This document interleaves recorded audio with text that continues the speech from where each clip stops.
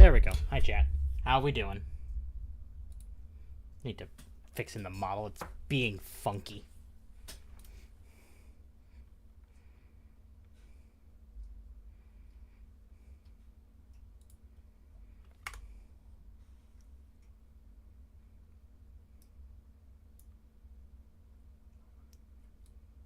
There we go. I think that's gonna work. Okay. How we doing? Gonna do this. Make sure we're live. The game is running.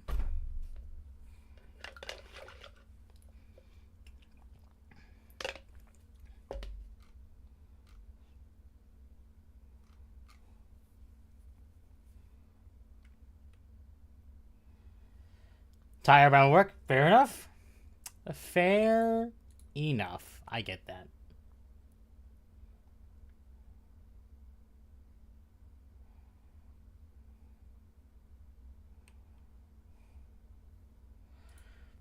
Okay. We will probably start with the game very soon. There's a few things we have to do.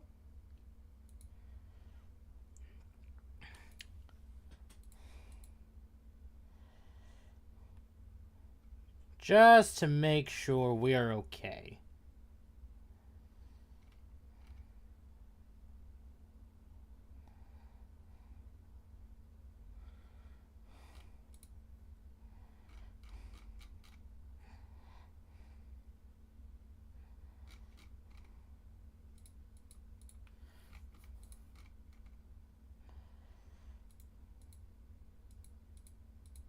Okay.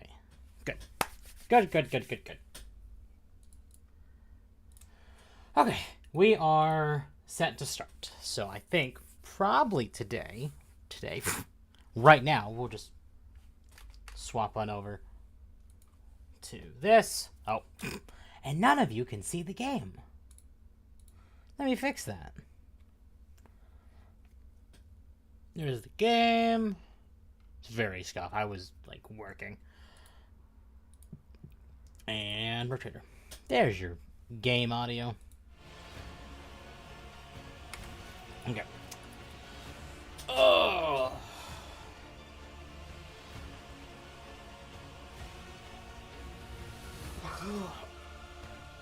Oh. Oh, I do need to pull this up. And this, while it's loading, that is perfectly fine.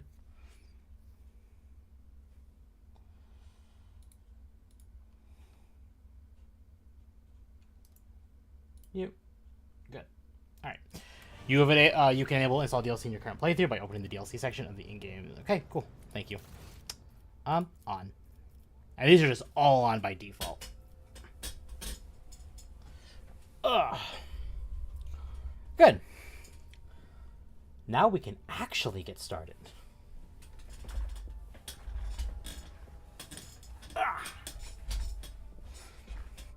Hi, Temp. Welcome. Welcome, Addie. Okay. Yeah, that's fine. That's fine. I bought the DLC. I'm going to enable it.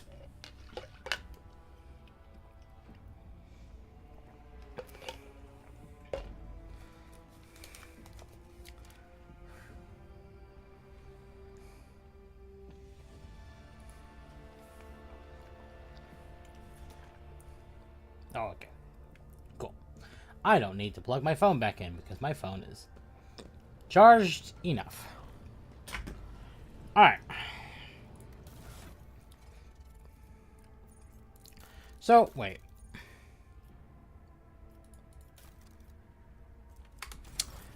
Where can I go to my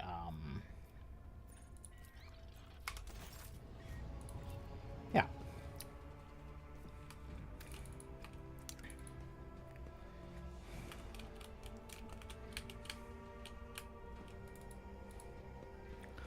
I'm getting back on the gacha gaming. I was clean for a few months, but NRD releases got me. Yeah, or new releases got me. That's fair. I get that. I get that completely. Okay.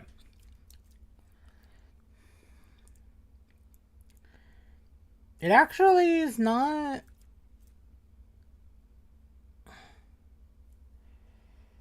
Too bad one of them is ran by Crunchyroll, so it's pay to win out the wazoo. Yeah.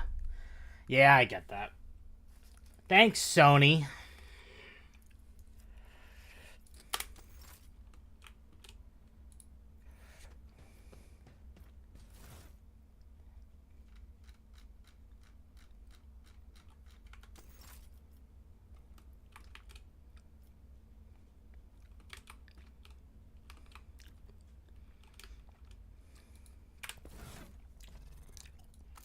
Okay. That can go there.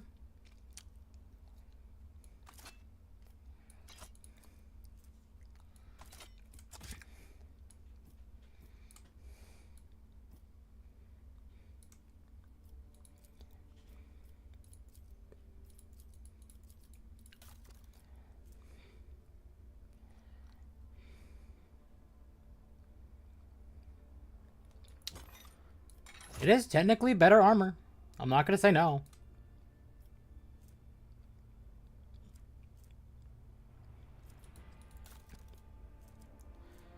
Right. I wanted that.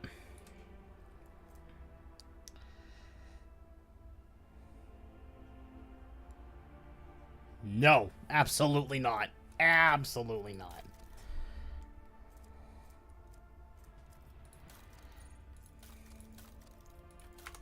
Okay. Is there anything else? Maybe. No.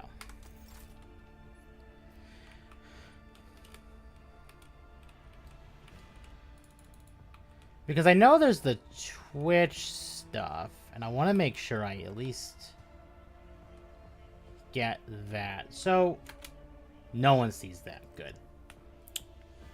Good, good, good, good, good. Let me look into the Twitch stuff, because I got that. Or at least I know I did that. Give me just a moment, chat. I mean, I'm here. Just, you guys can't hear the game.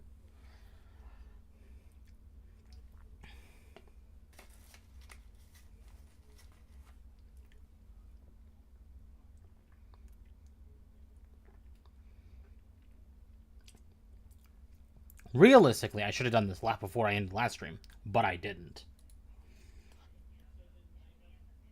Why are you breaking? What?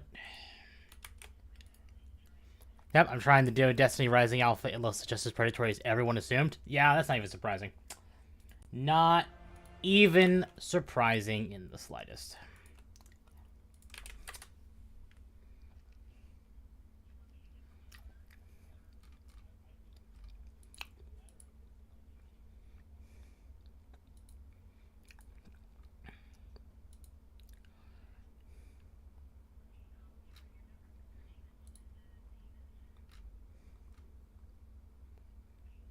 Yeah, I want these. How get? How do? Alright, let's do this. We'll leave that open, and we'll just do it this way. To receive items from Sacred Drop, you will need to link your account to do this. Enter the game on any PC platform. Find the chest with the monitor in the Lord Captain's quarters. Find the chest with the monitor. Alright, I'm guessing that's back over here, maybe? No, yeah, I was curious about Destiny Rising, but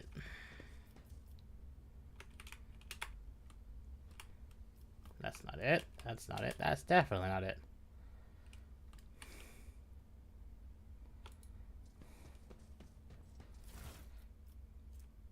Well,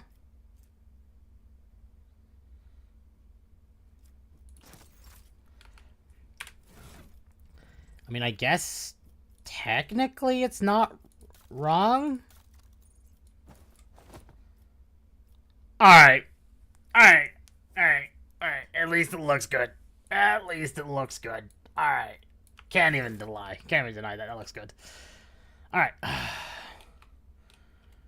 Would that be this?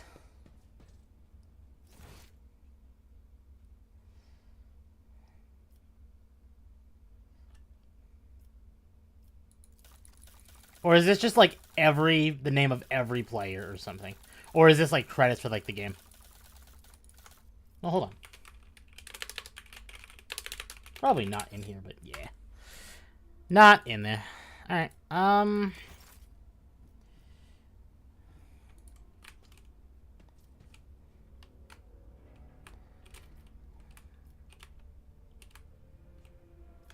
is this it? This can't, no. Oh goody, it's time for rotators. It's backers? What's backers? What I'm doing is I'm looking for, like... So, according to what this page says, because I got the, this game, these... oh, okay. I see. Understood. That one's backers. Understood. Okay. So...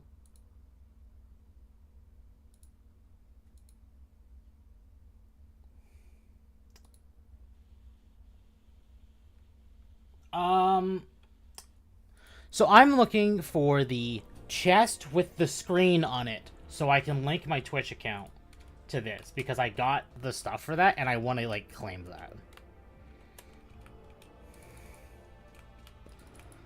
Just because I know I get those here. I'm dumb. Wait. No, wait, no, this is right. And then I need to log in. I'm gonna have to, okay. It's fine. Everything is fine. Cool. Cool. Cool. Deal.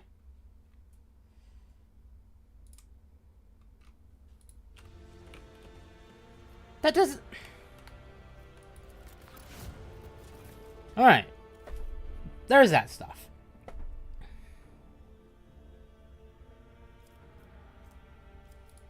Cool. Awesome. So now, I got stuff like this. Beautiful. Alright, now we can actually progress and actually do something today.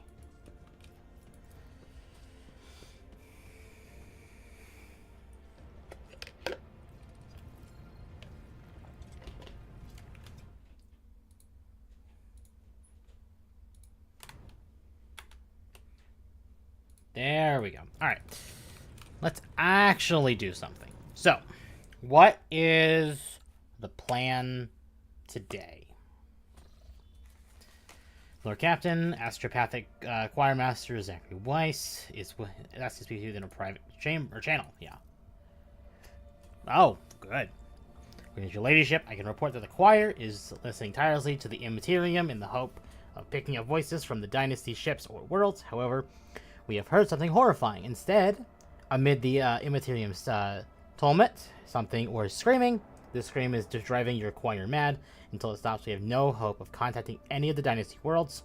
It is coming from the TempKitsempt Astropathic Station. So, question. Because I visited the map before I ended stream last time, and this wasn't here. So the only connected tissue, the reason why this is here now, is the DLC. Yes or no?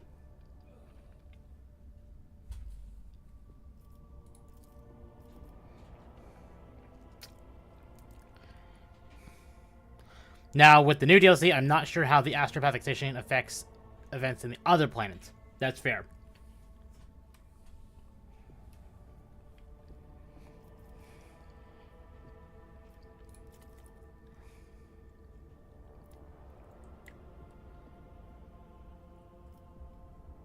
Yeah, the Chronos expanse. Yeah.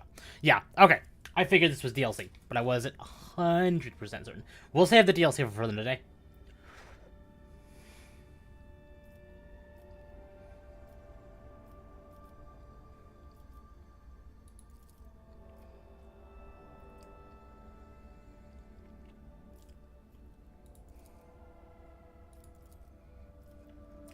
And that's going to be here. So, cool. All right. So, chat. I assume there is an order of which we want to do things. While I am happy to do things my way, I would at least... I'm okay to... ideas of where we should go. Just to kind of, like, say, hey, this might be good to do, or that might be good to do, or what. So. Or I could just treat it like Baldur's Gate 3 and just go, and it doesn't matter. Which, I'm okay to do too.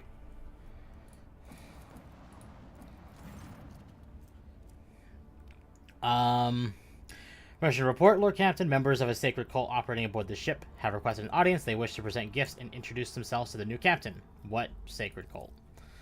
They call themselves the Bloodspun Web. The cult defends the flagship from both internal and external threats. Lady Theodora held them in high regard and looked favorably upon their activities. Sure, I am ready to receive them. Cool. Kill deal.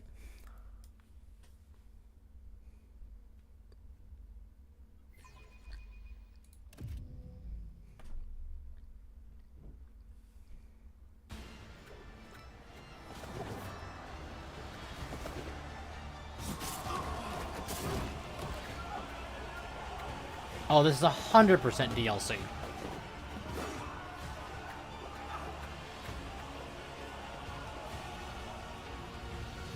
I wasn't quite ready to start this game, but sure.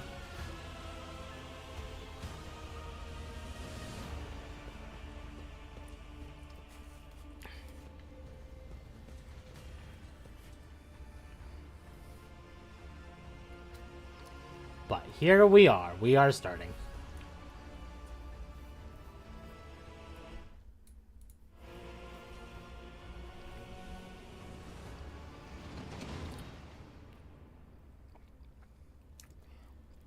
It's the Death Cult.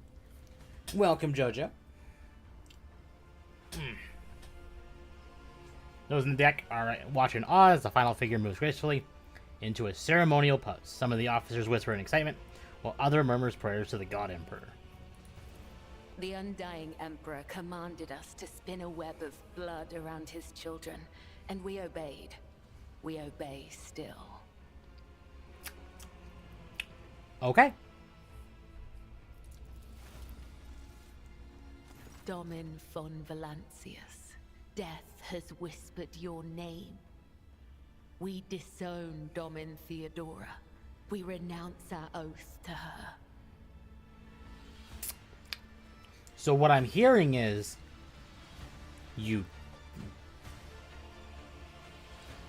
this is a combat encounter. Cool. And now we give the gift of our blood to you. It is the gift of death. Death has whispered your name. The followers of the tenets of the web swear fealty to their new overlord and offer proof of their devotion. We give you a blade, the silent verdict. The Undying One has chosen you to wield this instrument of death. We give you one of our own, Kibella. She will be your shield and shadow. And we give you the blood of these traitors. The tenets of the web will purify their souls. Okay.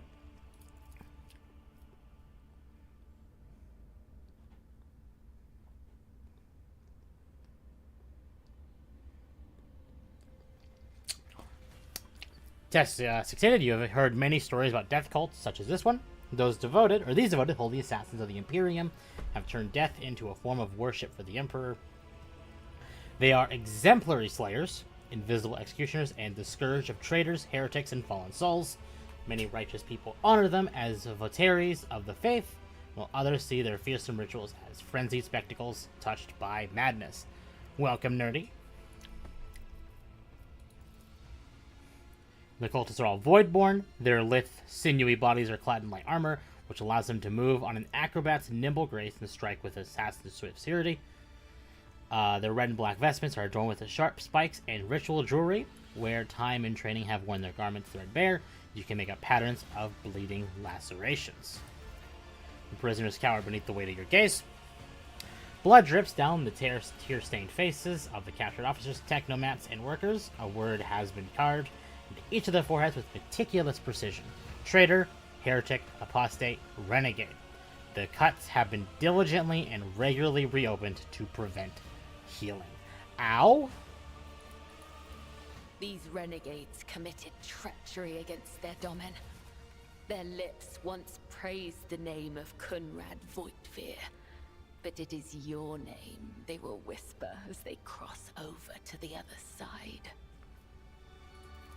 The domin has discerned our essence. This is a great honor for the blood-spun web.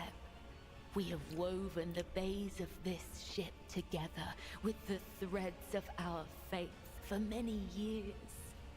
We keep the greatest relic, his tarot, through which he sends us his blessed revelations. We obey the whispers of the Undying One. This is our service to him. This is our service to you. Okay. A ringing sound fills your ears, deafening the noise of the world around you. Time goes still. A voice whispers seductively in the back of your mind. How interesting. Devout assassins who believe themselves to be instruments of a higher power. They revel in violence and cannot tell the difference between bloodthirst and piety. They follow their faith blindly, unaware of how closely they tread to corruption and depravity. Look at them. They stand on the edge of a precipice. The smallest push will send them plummeting into the abyss. You could be their downfall. All you have to do is push. Oh!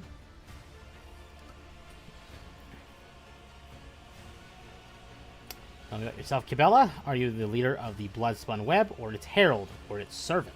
I am the second spinner of the Bloodspun Web.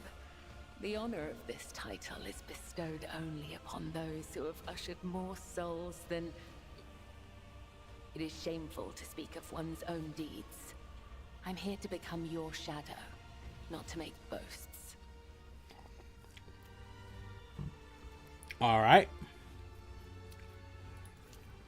The tenets of the web teach us to read the threads of the future and understand the hearts of others. When a soul is filled with the poison of corruption, we know its time has come. We bring liberation. 3 strikes, 3 rebukes, 1 blade. This is how we serve the Undying One. This is how we serve you and your flagship. But there are others, the virtuous martyrs who contravene his design without realizing it.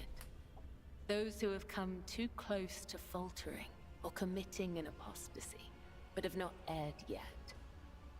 We present such souls to the Undying One.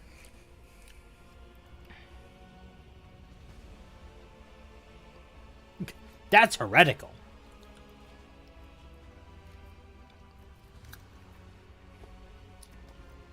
You mentioned the tenets of the web. What are they? Our laws and teachings, our philosophy and way of life, our art of combat and spiritual dogma. The tenets are the blood-spun web itself. Humanity owes its existence to the Undying Emperor's sacrifice. It is he who protects us from a darkness of terrors.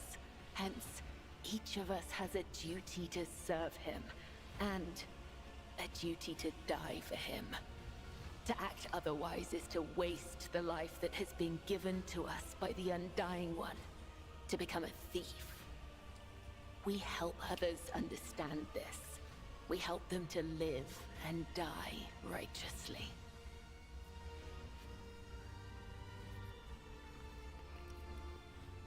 All right. The blood-spun web will not forget your words, Domin. They are the wisdom of the tenets and the benediction of our duty. So you may offer the souls of these traitors as a gift to him. You have the authority to order their execution. Their blood will bind us together through him. For the God Emperor, the Undying One, is death itself. The Undying One is duty itself. Okay. That's fine. Give the order, Domin. Let a spinner of the blood-spun web undergo the test of a sacred trial.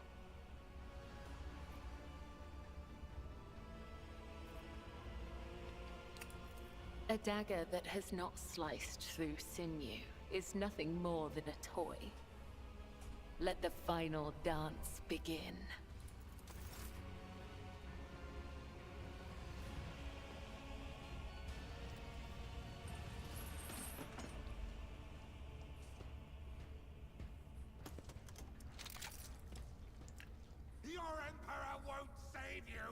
Ride, flee, pray. Cabela has a remarkable background. As a death cult assassin, she can use a special ability called Raining Blood. When used, it causes the target of Cabela's next melee attack to explode in a burst of blood, covering the floor and any enemies behind the target. Wait, I'm sorry. Does the blood the blood explosion basically give the enemies a dot?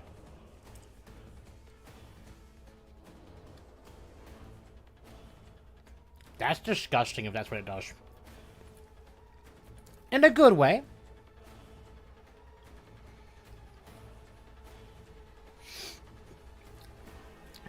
Cabela is a blade dancer. Blade dancers are incredibly skilled swords fighters who can devastate enemies while using two special attacks: Blade Dance and Death from Above. The Blade Dance ability allows the Blade Dancer to make several lighted strikes against random adjacent targets. If there's only one adjacent target, all the strikes are directed against that target. If two swords are equipped, the Blade Dancer deals significantly more strikes. Death from Above allows the Blade Dancer to swiftly leap to a selected cell and, upon landing, deal damage to all adjacent targets. This ability can be used multiple times per turn, but each use requires a charge to be spent. The Blade Dancer gains charges by killing their enemies. The Blade Dancer's main characteristics are weapon skill, agility, and strength. Weapon skill enhances their melee attacks and defense in close combat. Agility increases their dodge chance and makes their abilities more efficient. For example, increase the number of strikes made with Blade Dance. Strength increases the damage dealt with the swords. Note, most of the Blade Dancer's abilities can only be used with a sword equipped. Some abilities available through progression cost wounds instead of AP. Fair. Alright. I think that's fine. So.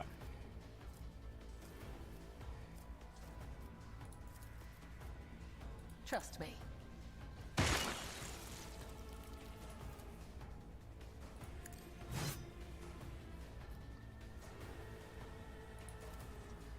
I cannot serve you in this way. The shadows will see it done. Death to the weak. Ah! I serve the ruinous powers. The Sire's song guides me. Aim for the heart next time. I serve the ruinous powers. True believers will inherit all. Trust me, killing brings me no pleasure. As honor or death. Death is a blessing. Oh, that's dumb. That is real dumb. This goes against the tenets. Okay. Only the faithful will ascend. We bring deliverance. Nope. I will leave footprints of scarlet, as the tenets demand.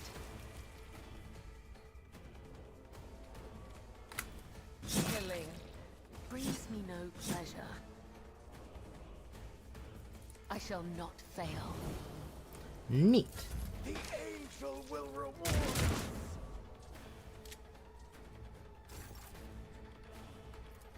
No. I am your blade and shield. As honor or death, the other side awaits.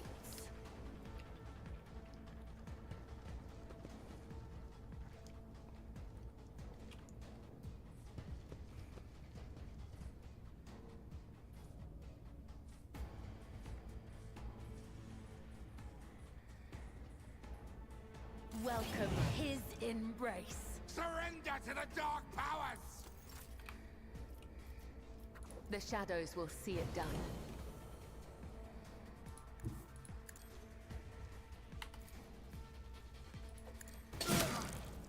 I cannot serve you in this way. This goes against the tenets. Is that... As the tenets demand.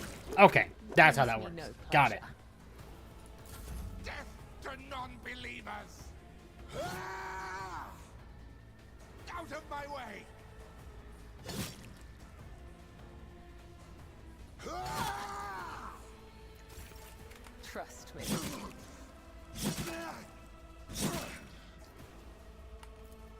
I shall not. Death is a blessing. Trust me. Come. Wow! The other She side has some awaits. insane potential. I am impressed.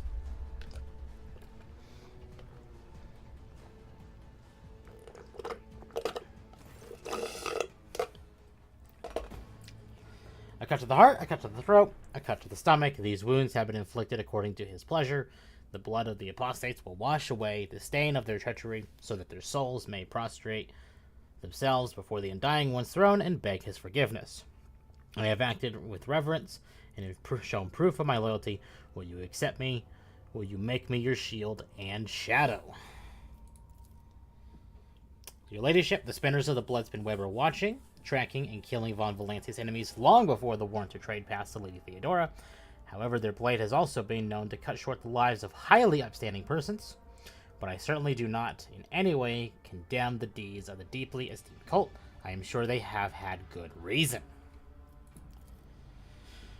The cultists are the scourge of the seditious. They bring the unrighteous to ruin. The enforcers respect the bloodspun web, for we share a common goal to bring his light and his harsh justice to the darkest depths of this ship.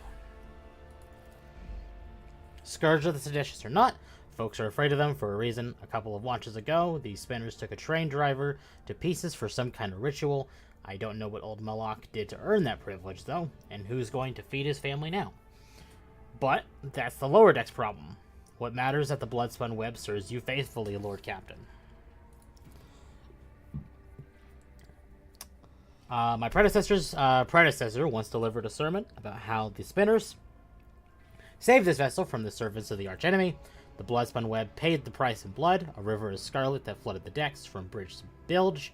They became the blood of the flagship, the pulse in its veins, and the beat of its heart. Their great sacrifice earned them the favor of House von Valancius. Alright. Indeed, your ladyship, Jocasta Sauerback, at your service, I am entrusted with the honor of commanding the enforcers and keeping order aboard this vessel. It is my duty to punish trespassers, suppress disobedience, and repel any and all attacks on the ship. My apologies on omission, Lord Captain. I am Heinrich Montag, house or head of the Infernus Guild.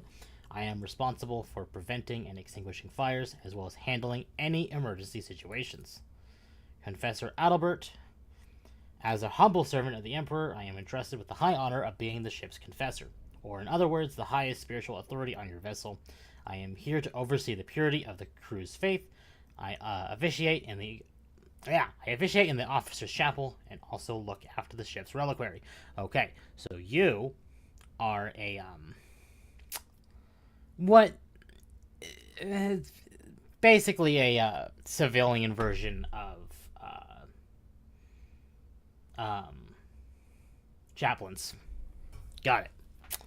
Adalbert, tell me about this finished sacrifice. Honestly, I'm just kind of... Yeah. I see no reason not to. Henceforth, I am your shadow, Dominant Hikari von Valancius, an instrument of death placed in your hand by the Undying One, for so it is ordained, and so his tarot forspoke.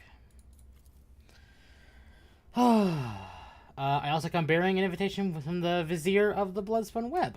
He wishes to know that doors to the Undying One's temple are open to you. Neat. Abelard, are you suggesting the Lord Captain should go down into the depths of her flagship to search for this temple? With all due respect, the lower decks are for servants and crew. They are not a fitting place for her ladyship. Forspoke, what do you mean, what tarot?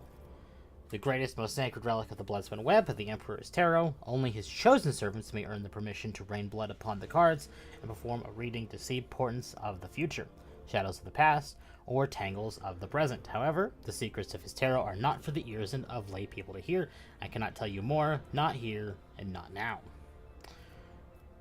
Who is the Vizier? He is the first among us. The Vizier has spun the web of faith for 5-fold longer than I have lived. Blood of the flagship's blood, my mentor and teacher. Why is the Vizier not here to deliver the message himself? The first spinner is old. His abode is in the temple beneath the flagship's freight line, and he has not left the lower decks in decades. Even a short journey could sunder the spirit from his ancient body. Okay, so he is dust. He's just kind of holding on for dear life. Got it. Where's the temple located? Well, I think we've kind of got that idea. I am not permitted to say. If you wish to find the temple, you must walk the path of Saint Ariane, the matriarch spider. Hers was the thread that would become the Bloodspun Web. Alright. Her path began deep within the flagship, in the dark tunnels of the freight line, and that is where yours must begin as well. This journey will bring closer to the thread of the web, closer to the Undying One, closer to understanding death. I will walk in the footsteps of the matriarch spider. Okay. Your journey will begin in the darkness of the deepest tunnels. The Vizier awaits you. Your blade awaits direction. We will speak again when the time is right. Okay, cool. Well, that wasn't on today's plan, but that happened.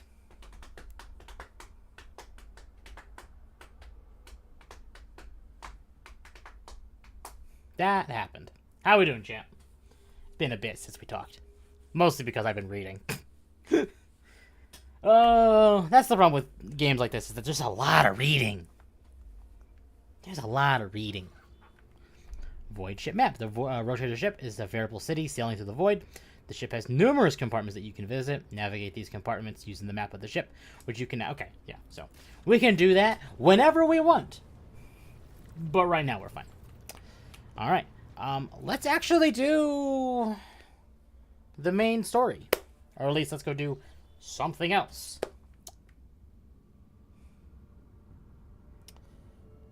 Neat.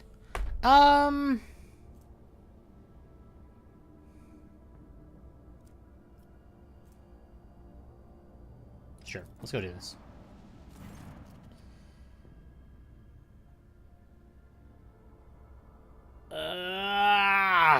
Lord Captain, sorry to disturb you.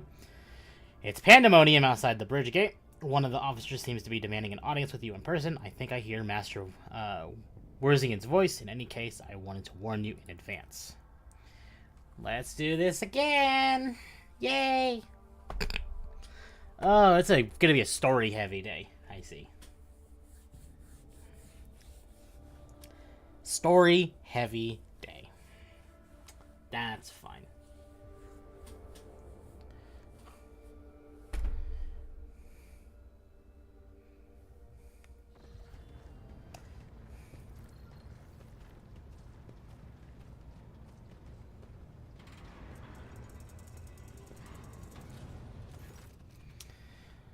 This is not the conduct of an officer. These are the antics of a highborn brat out on the lark. Explain yourself, Lieutenant. I apologize, sir, but I must speak to the Lord Captain. Very well, Lieutenant. You may address the Lord Captain, not least because I see you have already seen fit to disturb her.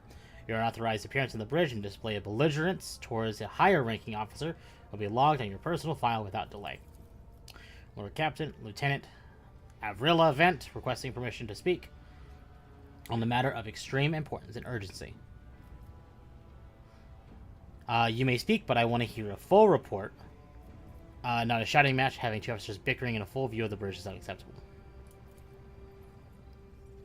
I'm sorry, Lord Captain. I thought the drastic times called for drastic measures. This matter cannot wait. Any minute now, an assault unit will be dispatched to the lower decks on orders to crush the workers' strike by any means necessary, but I am convinced that this step is unwarranted. That the crisis itself was provoked by the actions of one of the senior officers. Abelard in a hurry to intervene, lets out a skeptical huff. He glances at Sauerback, who is standing not far from him, but she maintains a stony expression. Lord Captain, I urge you to investigate the actions of Seneschal Versarian and to intervene in what's happening on the lower decks, because very soon we'll have a mutiny or a massacre in our hands. Vant reels off the last words. Blah, blah, blah. There's an insurrection in the making aboard my ship, and no one has informed me. How did this all start? The situation could boil over any minute, so I'll give you the condensed version. It all began when the enforcers found a cultist amulet on the body of someone who had been killed in a drunken brawl. We reported it up to the chain immediately, arranged for a cleansing rite to be performed, and opened an investigation. No heretics have been found alive, but the search has brought tensions between enforcers and workers to a head. Hello, House Stream. Welcome, Sourdough. It is great. A lot of reading, though. I'm going to need to get myself a water very soon. I shall explain, Adelard intones grimly. I beg you to hurry, time is running out. I will not hurry, since my competence is under scrutiny. I shall speak for as long as I see fit. There is an established order to the way things are done in this ship, and one of the pillars of that system is that the rotator's attention is not distracted by trivial matters. It is the Seneschal's role to ensure that.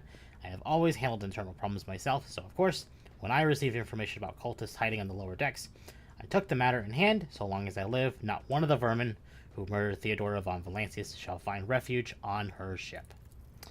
You are far too heavy-handed. Seneschal Versarian, arrests, interrogations, mass punishments for entire sectors. It has driven the people to the brink. Now there is a strike on the lower decks in Depot 4. To be precise, 3 worker clans are involved, but many more are passively supporting them. The situation could degenerate into an all-out insurrection, but when I reported my concerns, the only response I received was an order to dispatch an assault unit and crush the strike with maximum force. Abelard, what do you have to say about this? How to say to all of this? I see no need to add anything. I act within the remit of my authority, guided exclusively by the best interest of your protectorate and your personal safety. If you wish to confirm the rectitude with my actions for yourself, I have no objections. For my part, I urge the Lord Captain to go to the lower decks, stop the assault unit, and speak directly to the people. You will see that they are not lying or harboring heretics. That way, you will stop the uprising before it begins.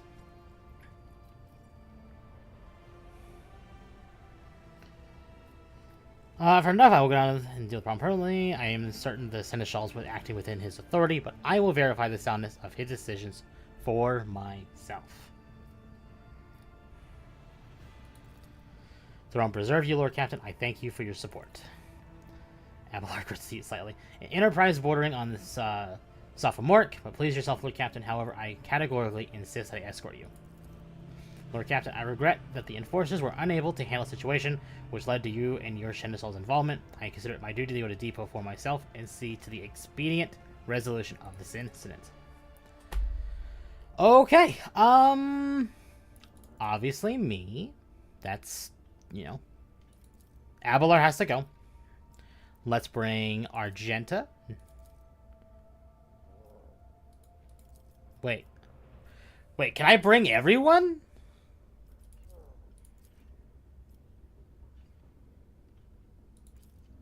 If I can bring everyone, I'll bring everyone. Why not? I don't see a reason not to.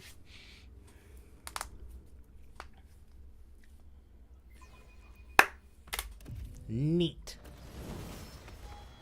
That's not what I wanted, game.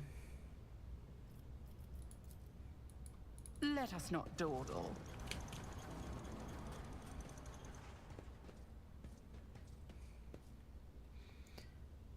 It's Versarian, take that scum. It's all his fault, all of it. Okay.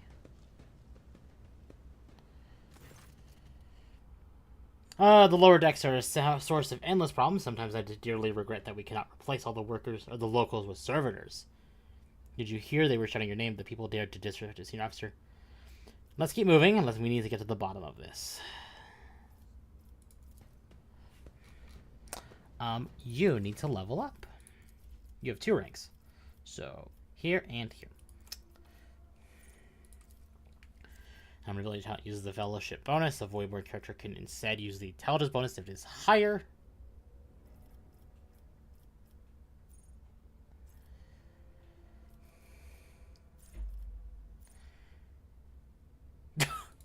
Not even a question. I'm not even gonna fight that. That's fantastic. Cool. Sure. Costs 8 wound to use. The Blade Dancer selects an ally until the end of combat. Attack made by the Blade Dancer against enemies who have already attacked an ally gain 15% critical hit chance and plus 20% critical damage. Hoof. Mill of Blades. Blade Dancer faces a side of their choice and immediately ends their turn. Until the beginning of the Blade Dancer's next turn, they can dodge area attacks without moving, are immune to all types of forced movement, gain plus 20 parry against attacks from that side, and cannot parry attacks made against adjacent allies. While in effect of Veil of Blades, Blade Dancer can even parry ranged attacks, except range area attacks made from that side. The chance to parry a ranged attack is calculated as if it were a melee attack. Interesting. Okay, and how about acrobatic artistry? The cell where they restarted their turn. This movement does not provoke attacks opportunity. It's Blade Dancer used death from above this turn. I think we'll take... these are all good. Like, these are all genuinely good. I think we'll take Oath of Vengeance. Here,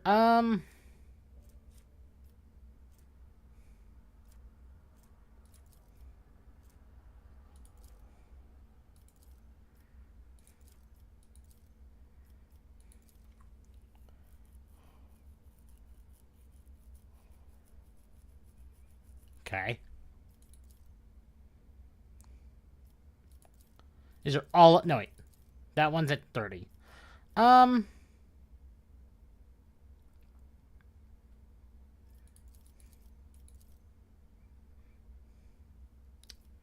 Sure.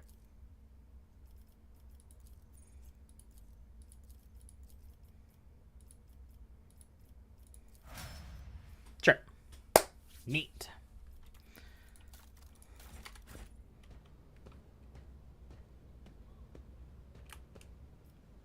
I always have a backup plan.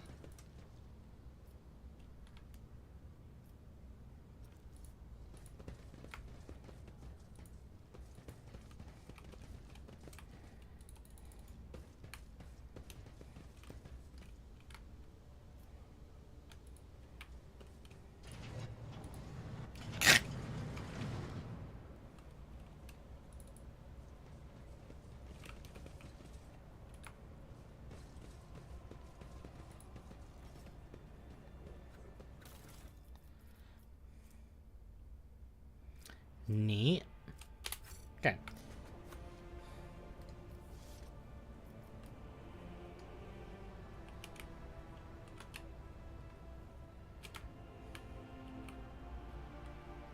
Well, let's go this way. Keep your wits about you. I still do not see our purpose in coming here. Relax, old man. Going for a stroll on the lower decks every once in a while is good for you. Lets you see how the simple folk live.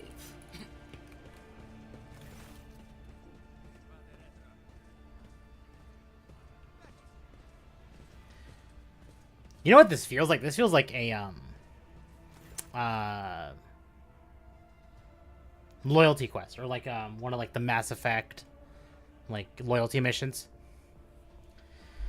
The sounds of the discussion reverberate through the ships. Boat Bays, Lieutenant of Relevant of the ship's enforcers, is barring the path of her superior, Master Jocasta Sourback, who has arrived clad in armor. Judging by their Christian sounds, the standoff has dragged on for some time.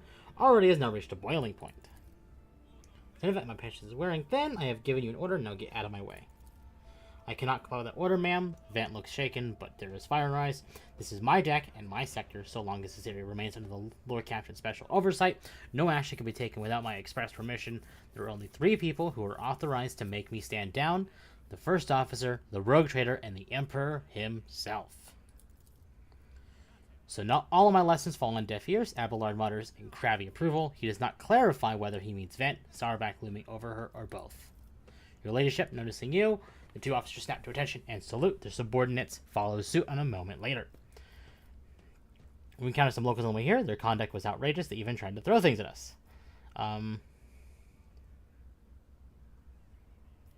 Situation.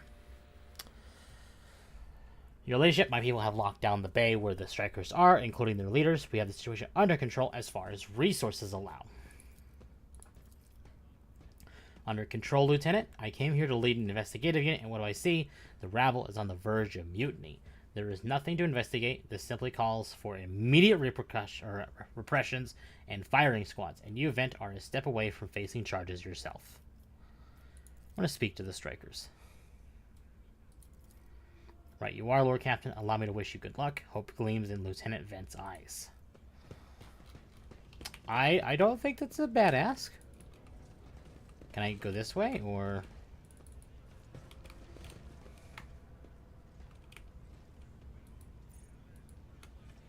I always keep my options open.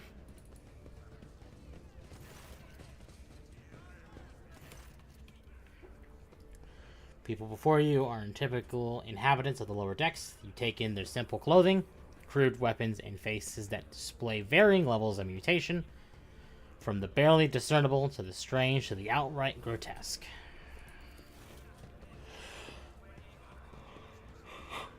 A whisper passes through the crowd, and you detect a mixture of fear, astonishment, and joy in the reactions. Finally, 3 people break away from the crowd: an elderly woman and 2 men. These must be the leaders. They bow clumsily before you. Lord Captain, you have come down to us. Tell me what is troubling you. Why are you striking? Striking? That's news to us, your ladyship.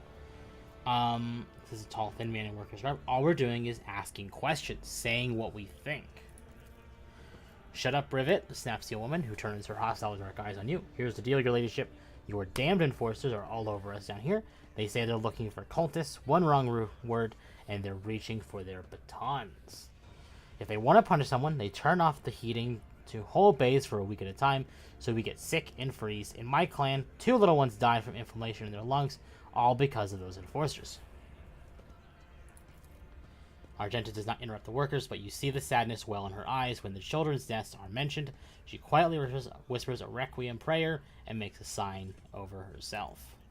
It is all true. Vent is the only enforcer officer who stood up for us. It's clear as day who had a mother from the lower decks, who grew up amidst ships and no fellow feelings towards us.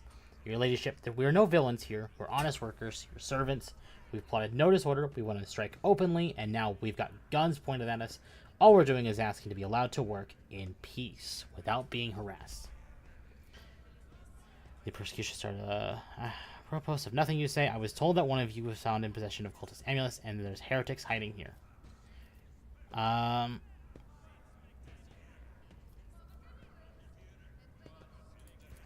cultist amulet? What's that? The Huga they found on the dead Dark Record? If it was something evil or forbidden, we sure didn't know. The enforcers just said they were looking for heretics among us, and anyone obstructing their investigation would be punished. But how could there be heretics here? We know our own people, and there have been no new faces around.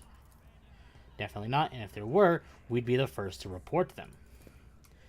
As for the amulet, or whatever it is, they took it off a dead body. There's no cultists still breathing in our sector. That's for sure, but when that fight broke out, some enterprising folks looted the bodies, the boots they came back with. Nobody ever tread those decks and boots so fine, I can tell you that. Seems to me these cultists have better commanders than us. Oh yeah, those boots were fine. There was no harm in taking them, right? As for the amulets, it must have been pocketed by someone who didn't know any better. We don't need any amulets around here. We all worship the Emperor, and we were working. When we're working, we bow down before the machine spirits of the large and small transformers and the servo motor. Same way my grandfather was taught 100 years ago by a tech priest who came calling. Believe us, your ladyship, we are people of faith. Now, your children, weren't you taught from an early age about the dangers of the arch-enemy's creations? Weren't you warned that any unfamiliar object could be one of them? We were told, holy sister, but it was long ago. The last time we saw a confessor in our sector, it was just after I had my third little one. That is regrettable, but you cannot lay the burden of leading a righteous life on the shoulders of the Holy Fathers. Who will you blame when beasts crawl out of those amulets you stole from the heretics? The Holy Father was not there, or the scavenger who brought down or evil down on himself and his neighbors. Abelard, anything to add? I authorize the use of all necessary measures to locate Chaos Worshippers hiding in this sector. The specific steps taken by the officers were not reported to me. Nevertheless, I am certain that their actions were justified. Cultists are no drunken stevedoers. They are the enemy and a threat to the ship. Neutralizing them demands decisive action. Sauerbeck, was it really necessary to torture these people with cold? The rabble understands only one language, Lord Captain, that of violence. As per regulations, should the laborers persist in their unwillingness to cooperate, the next step is limiting air supply and cutting off water, which is almost certain to restore order. The peasants can grumble all they want, but in the end, they are the source of their own misery. All they have to do is bow their heads and fall in line, and the need for punitive measures will disappear. Well, what changes do you want? Would you look at this? The Exalted Lord Captain herself is asking us, Bildrass, what we want. Well, here's what. Here's what. We want you to rein in your damned enforcers, to quit turning off the heat, and to stop battering everything that moves. No, that's not it. We want the enforcers gone from here. We want to be armed. Give us arms, and we will govern ourselves. We'll defend ourselves as those cultists do show their face. I've been the leader of my clan for 20 years now. Getting rid of these club-wielding thugs can only improve things here. You've gone too far, old Nan. They'll never let the maggots on the lower decks live without the enforcers breathing down their necks. They'll probably even insist on enforcers on the upper decks too. As for weapons, what do we need them for? Before the first day's out, we'll have someone shooting their neighbor out of stupidity or drunkenness. We don't need that. If the enforcers stop hassling us, that'll be enough. In return, we'll find the scavengers who robbed the cultists' bodies, and we'll talk to them, one lower decker to another. If there are any more of those damn amulets about, we'll hand them over to the enforcers ourselves. Speak for yourself and your clan, I'll speak for mine, and me and mine. I don't want empty gestures, I want real change. They'll promise us the world now, but as soon as the Anointed One turns her back, these brutes will be on us even harder than before, all because we dared speak out. Tall Worker's eyes dart between the two argue leaders. Every few seconds, he opens his mouth as if planning to agree, but each time he falls out, simply making a few vague noises of approval.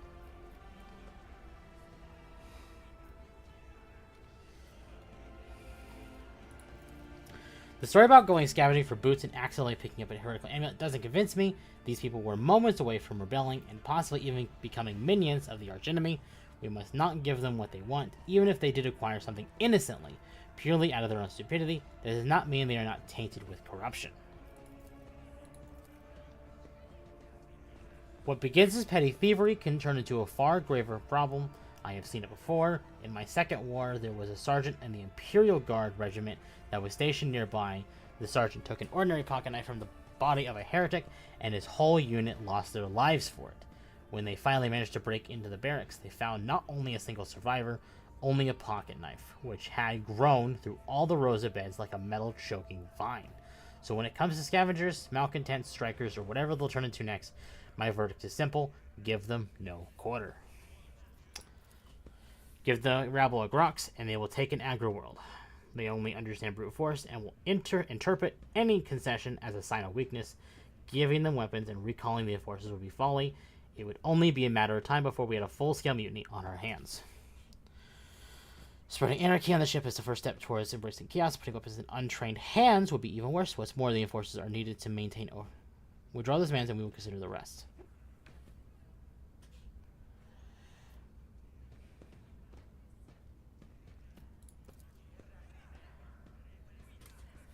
Tall Worker, as they call, Rivet shrugs and casts a sidelong look at the woman. Well, Van, listen, the Lord Captain herself has come down to us and is offering concessions.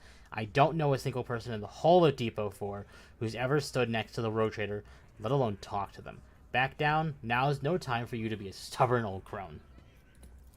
Listen to us, old man. 3 clans at Depot 4 ought to act as one. We've made our minds up. It's your turn to decide. Don't ask them to disband the enforcers or give us weapons. We don't need any of that.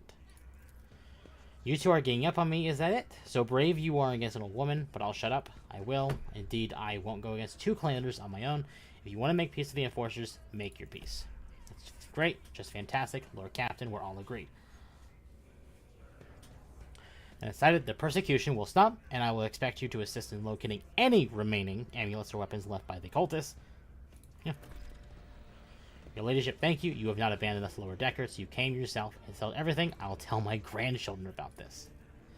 Of course, your ladyship will rule out any nasty business faster than the enforcers, and will leave no stone unturned.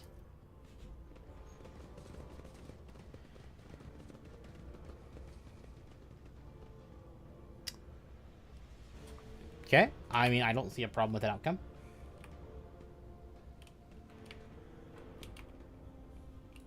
Rise to the top, or This get ocular left in the implant was dust. a worthwhile investment.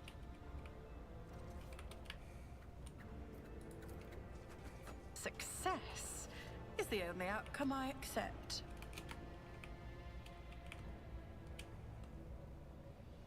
Looks like there's... Oh, wait, no. There's goods.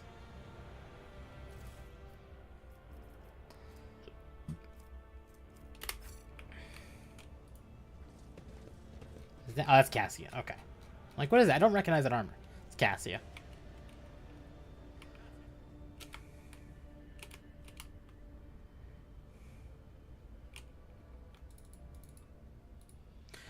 Oh, the life of a ship captain indeed. Oh, yeah. Oh, yeah. Hey, chat. Oh, wait, no, we got reading. I have an urgent matter to discuss with the Lord Captain. Please give us a moment. Well, are you pleased with your investigation, Lord Captain? You kowtowed to the disloyal rabble. You believe their lies and showed them leniency. Next time the ship is attacked by cultists, that rabble will welcome them in with open arms and allow them to wreak whatever havoc they like, because they see you as a weak leader. Is that how you see your future at the helm of the Von Valancius Protectorate?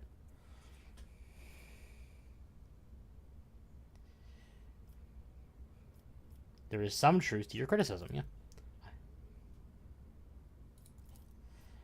I would have handled the situation myself had you not decided to intervene. Remember Lord Captain Theodora?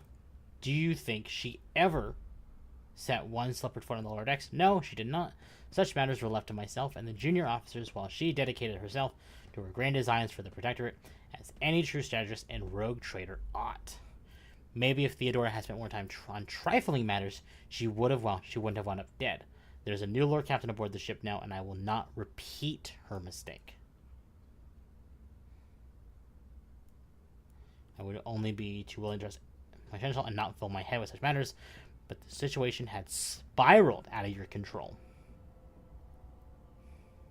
Both of these are good answers. I'm not a huge fan of this one, but I do like both of these.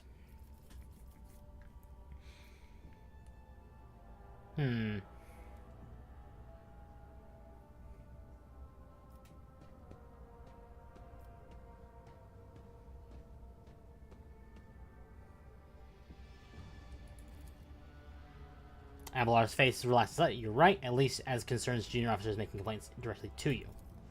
And I lost my temper, Lord Captain, and I believe I ought to explain myself.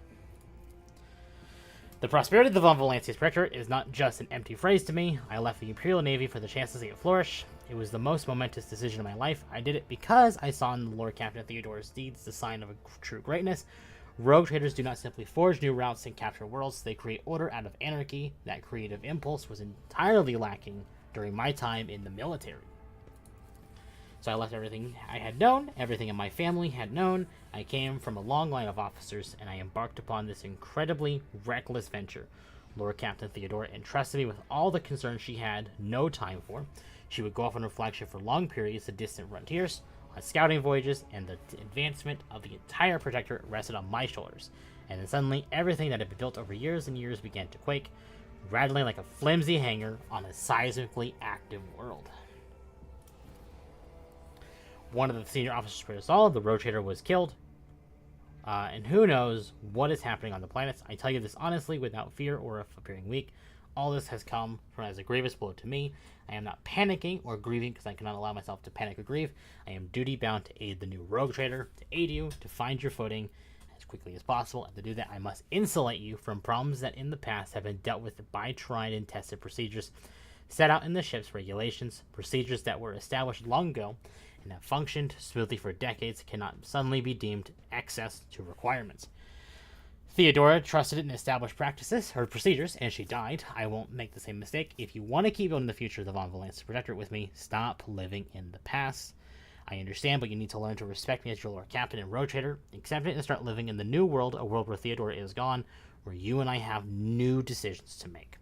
The prosperity of the Von Valance's Protectorate is just as important to me. You are the only person who has comprehensive knowledge of how things run the ship.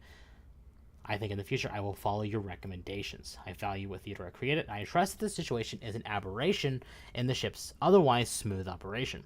Since the established procedures are working, I see no reason to change them. I have seen plenty of sentiment and hand-wrangling in recent days, but very low competence.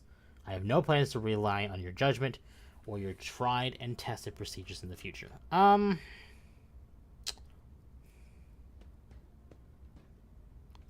like kind of...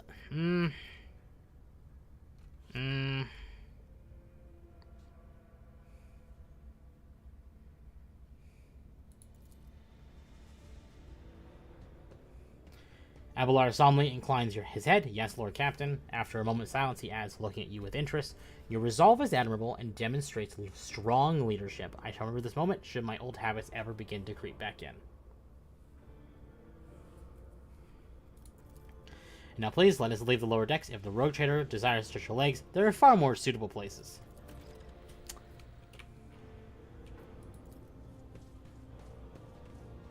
Done. Cool. So, chat, now that that's done, it's... Okay, I still need to fix that. Here, this is just on Twitch, and I will do this, because... So, chat, it has been over an hour. Also, that replacer, when it says in the YouTube chat, is just... It's the heart in the Twitch chat. It's fine. I need to...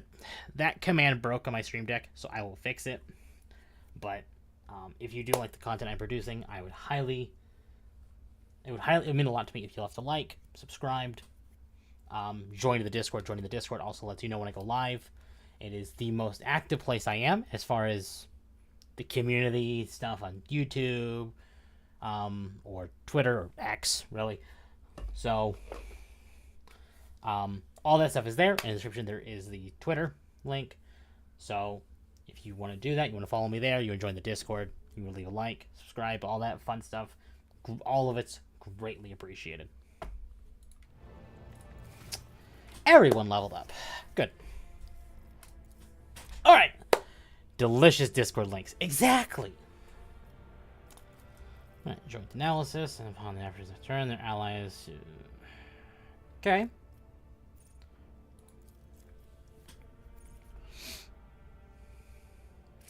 I already kind of like precise attack. Already kind of like it.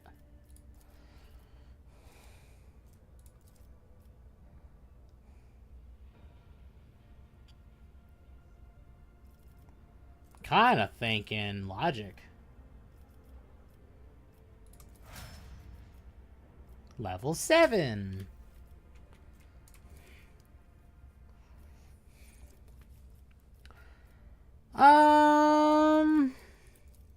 It's like weapon skill for more melee damage.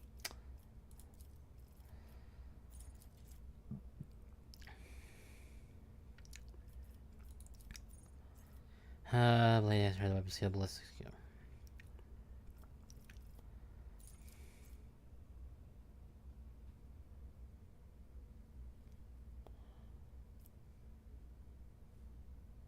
Okay.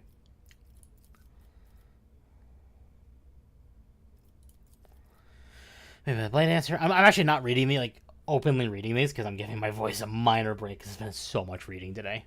Oh my god. Every attacks, burst attacks, with advance, and other attacks that deal multiple hits are considered single attacks.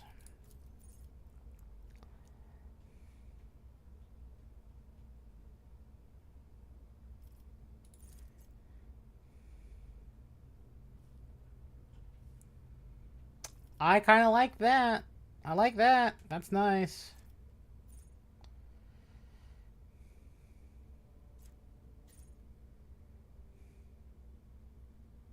But this one also is nice because it's like a debuff as well for enemies, and it's nice. But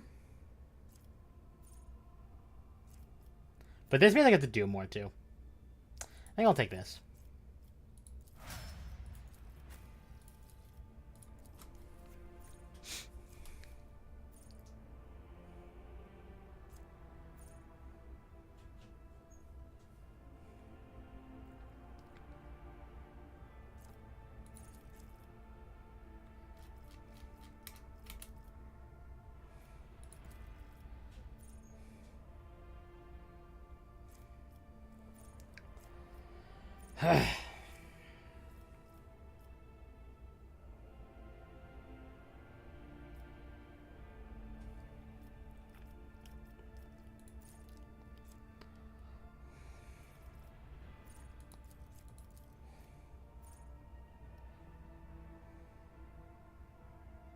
Already, this is nice.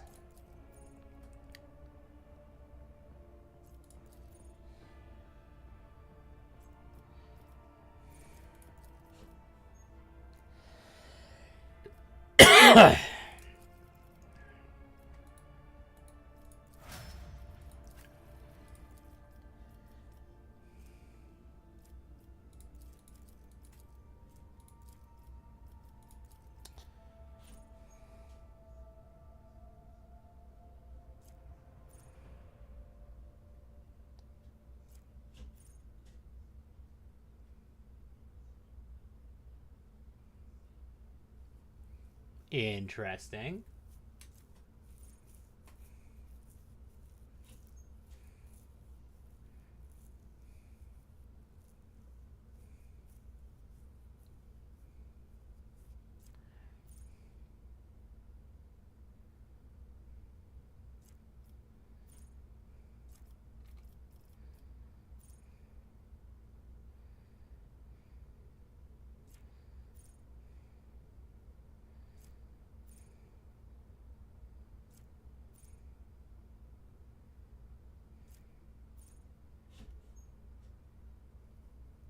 Not bad.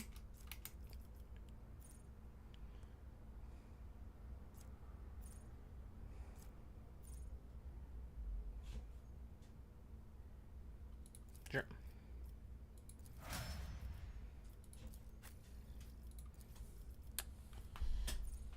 Well, I got precise attack, so I should just give you joint analysis. Why not?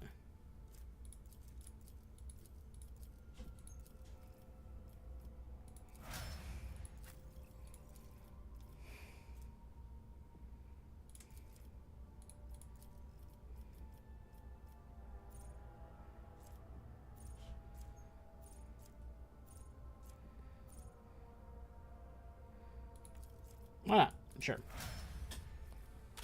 Alright. Let's do this. And let's actually get back to doing what we were doing.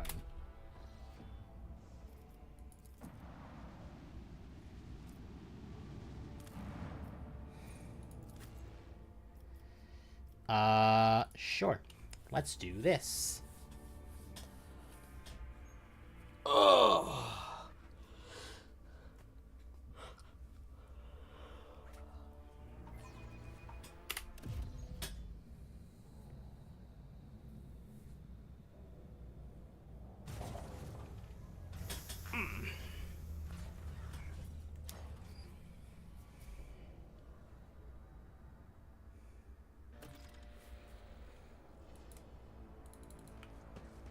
Is there money to be Fortune made? smiles on us, an ill omen. I see it.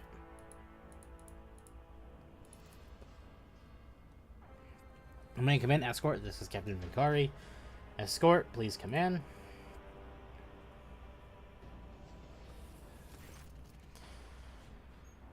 The pale woman looks at you with a mixture of hope and disbelief from her eyes, and you notice her hands trembling as she clutches her weapon. Who are you? Did you come from the planet?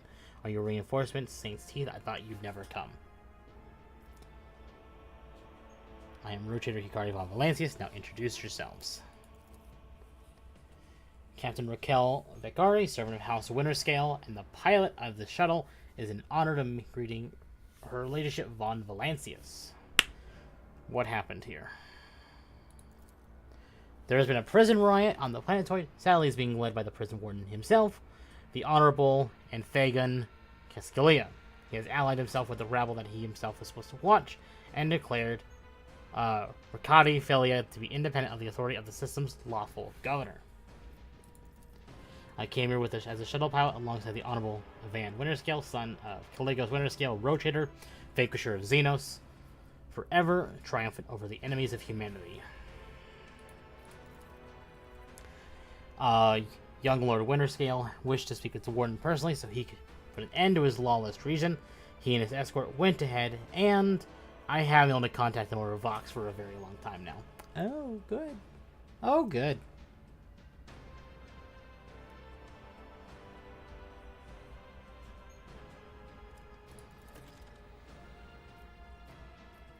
Oh, Vane. One of his distant younger offsprings, yes. That's as much as I know about him, which means he hasn't distinguished himself in any meaningful way. Vane Winterscale has made several diplomatic visits on Urek 5 on behalf of his father, Road Trader Caligos Winterscale. The Great Regent would not have granted entry to someone dishonorable, which means whatever happened in this terrible, malodious place, we must aid this man of noble blood. Oh, good.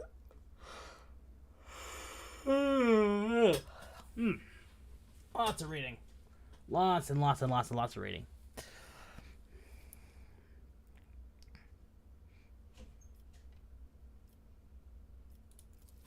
Unless one of the prisoners regards, and it seems unlikely, there are no shuttles in working order other than yours and mine. There is nothing else here. Anyone could have used to reach this place. Alright, well. How would young Winterscale have felt in parley? It is a personal matter. Master Castiglia, the seditious warden, is Lord Evelyn's childhood friend. When my lord heard of the riot, the news saddened him greatly, and so he rushed here without delay, in hopes of bringing his old friend to his senses, no doubt. The first Winterscale memory who prefers to talk rather than shoot and slash. Young Lord Winterscale is not his father's shadow. If he is determined to save his friend, he won't back down. I pray to the throne that he is alive and well. He's been gone for such a long time, and I really don't like this place. Fair. Theobald executed his wife and only son on the mere suspicion of treason against House Roselio. So why did the noble Yvain rush to save someone who had betrayed his house? Do bonds of friendship give one the right to make inexcusable mistakes? The warden himself is spearheading the riot. Yes, no one expected this. Master Castiglia is a nobleman from a respected governor house and vassal to House Winterscale. All of a sudden, he proclaimed that Ricadi-Philia is now his personal domain. The prisoners were his subjects, and that he would never bow to anyone again.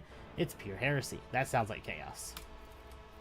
And I take it they're looking forward to a diet of sand and gravel. What kind of madman would sort of revolt on a barren rock? Some of those have holed up in the barracks. I don't know how many, but given this is the only way through to where the negotiations are taking place, I would expect heavy resistance. Please take caution. Your ladyship, Lord Winterscale's guards, minced the entrance so the rebels couldn't get to the shuttle. Alright.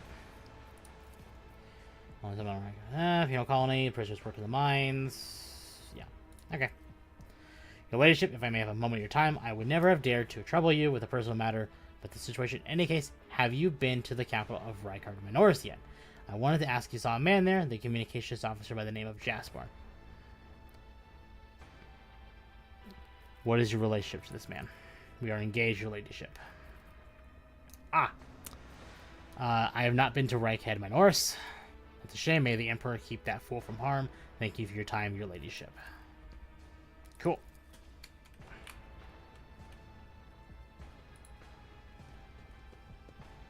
Duty prevails.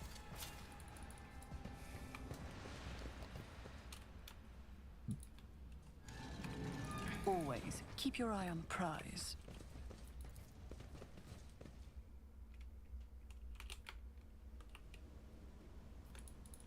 This could be an opportunity. If I could see the golden light of the Astronomicon as you see it, Cassia, I would probably go still forever, unable to take my eyes off the radiance of the Emperor for an instant. I think you would manage. You have different hues of light within you. Gold, silver, and crimson. One of them would call you back to this world. Keep your wits about you. Oh, good. Sure. Give me that. And then... That's how it's done. Neat. The web beckons.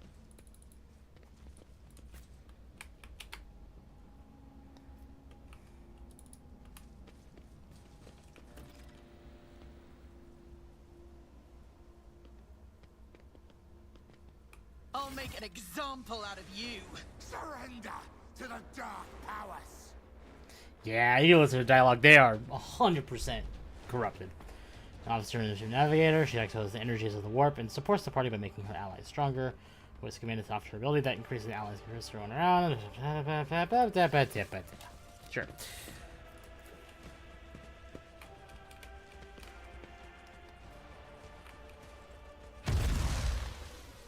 Chaos guides me.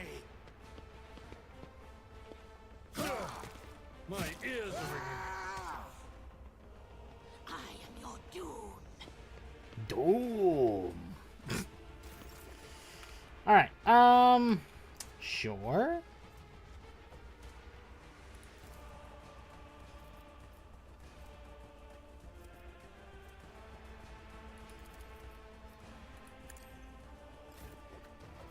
As the tenant caught by the web, killing brings me no pleasure.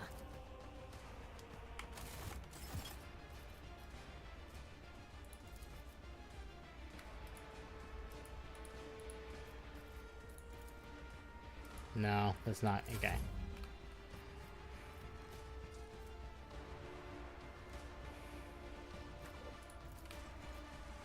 I am a natural diamond. Oh! Sorry. Oops. I will not die in dishonor.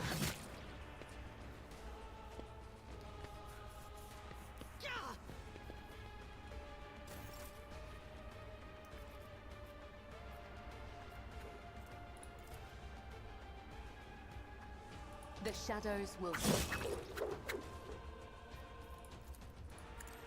Death is a blessing.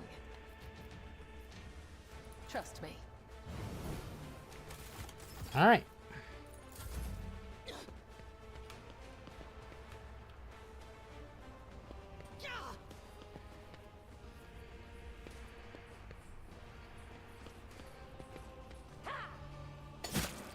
Ow!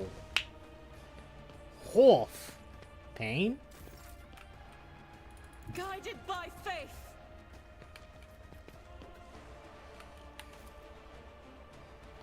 So wait, what is this? Oh, I see. Okay.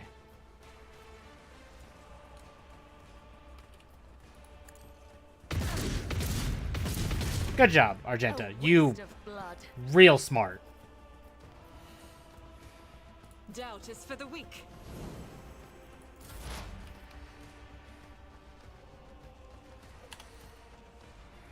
God.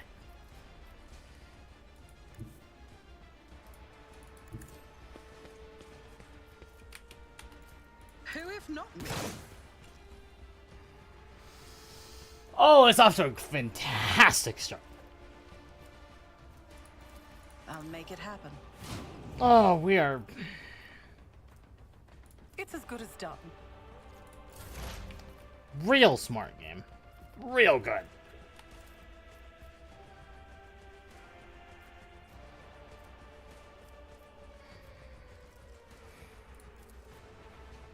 On it.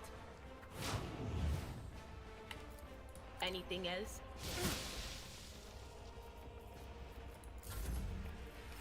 I bring ruin.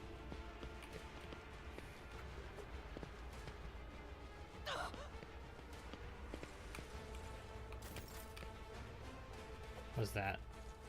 Oh, it's a fire grenade. Oh, good. Emperor, give me strength.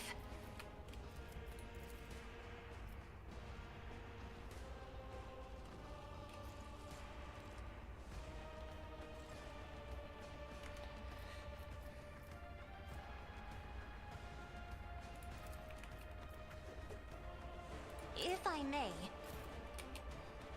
I shall not Dare you fail. strike at the Emperor's faith? You know what? Argenta deserved that. It's fine.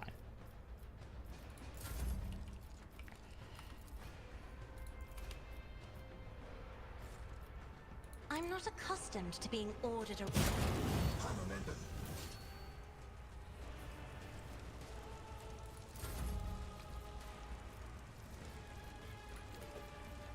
Do you think my body was suffering?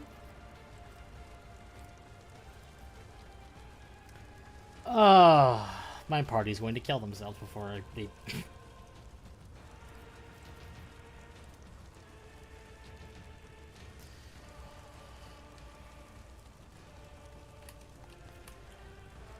I bring mercy and retribution. Oh yeah, that's not even at all as honor surprising. ordains.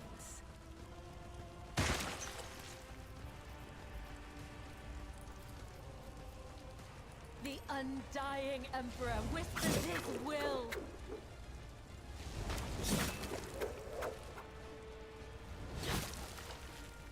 You know what? You know what? I'm not even gonna... As a tenant, Okay, you know what? Cool. You know what? Awesome. Neat. Where are you going? my prescience has failed me. No, you... No. Faith without You're deeds just is shooting that. worthless.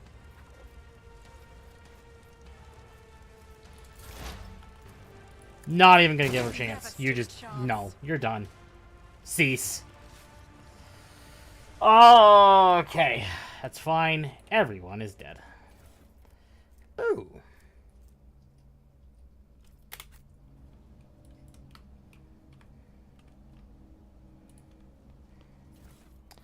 That's a lot of knives. Oh, because that's a lot of enemies. That's why there was a lot of knives. Fair enough.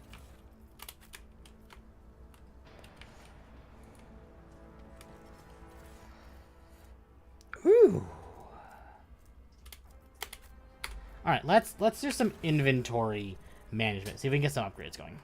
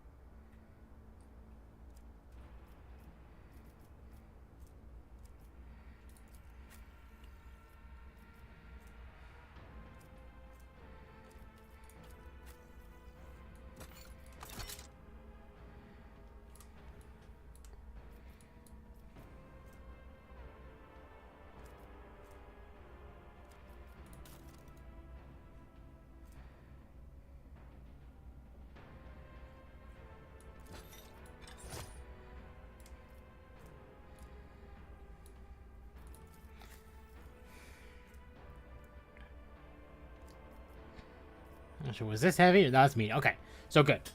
Good upgrade.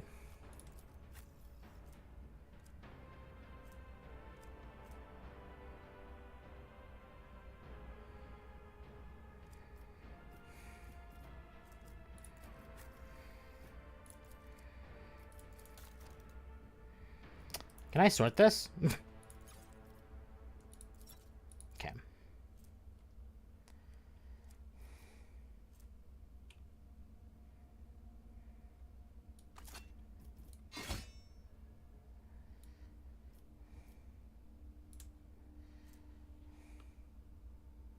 Yeah, the Mars pattern sword just does more.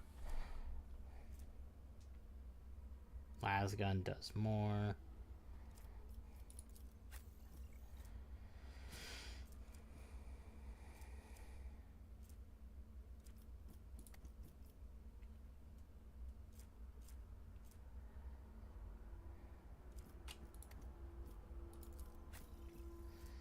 Auto pistol.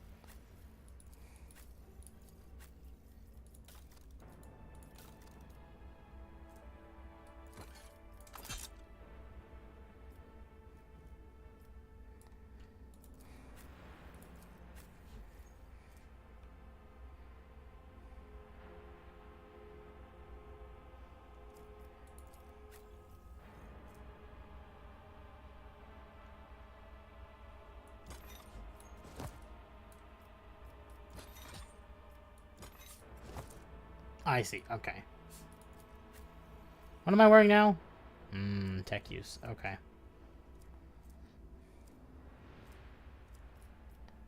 Why am I not wearing a cloak? Put that on.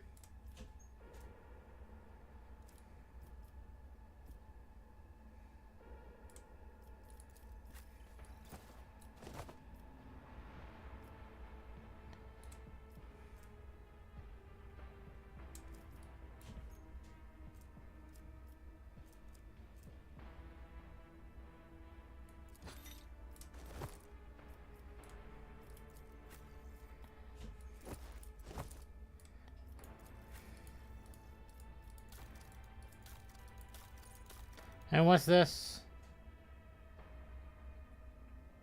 Okay, cool. Let's not waste time with pleasantries.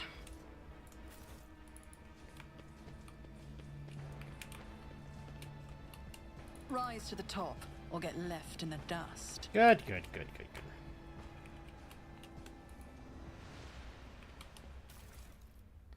Prison guard key. I will need that. Oh, wait, we have more goods. And then what? Lore warp 100? I always get the job done. Yeah. Anything in here? Or no?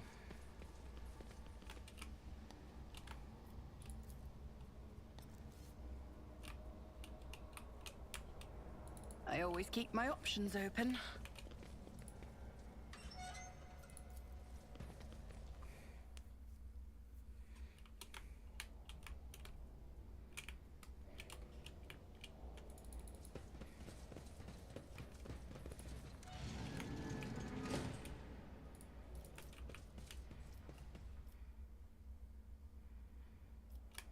Good. Now we have a fast way to get back. Just as I planned. There we go.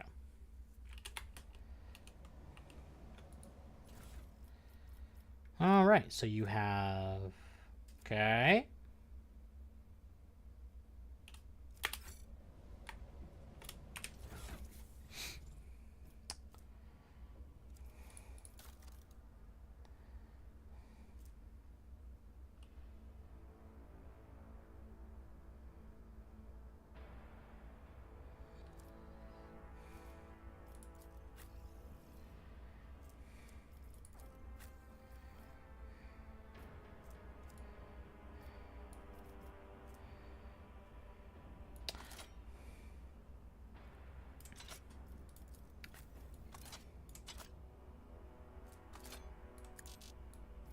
Oh, what? Can you not equip that?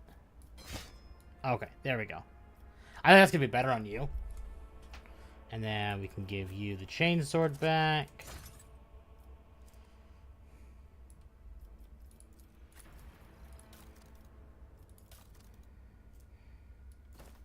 No.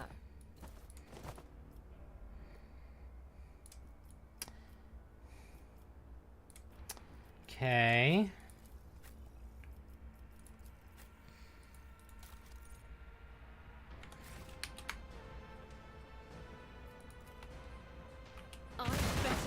yourself through my service. I Attention to always have a detail is backup the key plan. to success.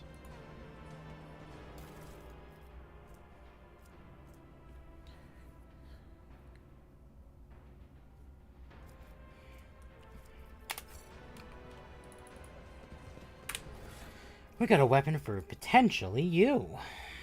Oh, well, I guess not.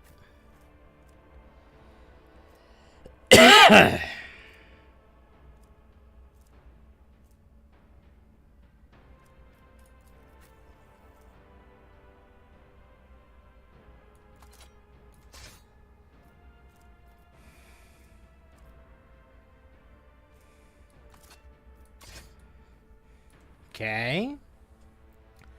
I guess not. You get the new staff.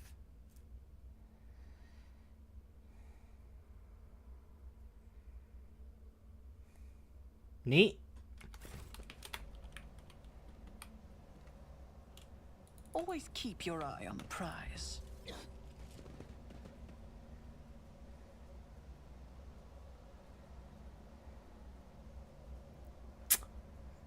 Huh.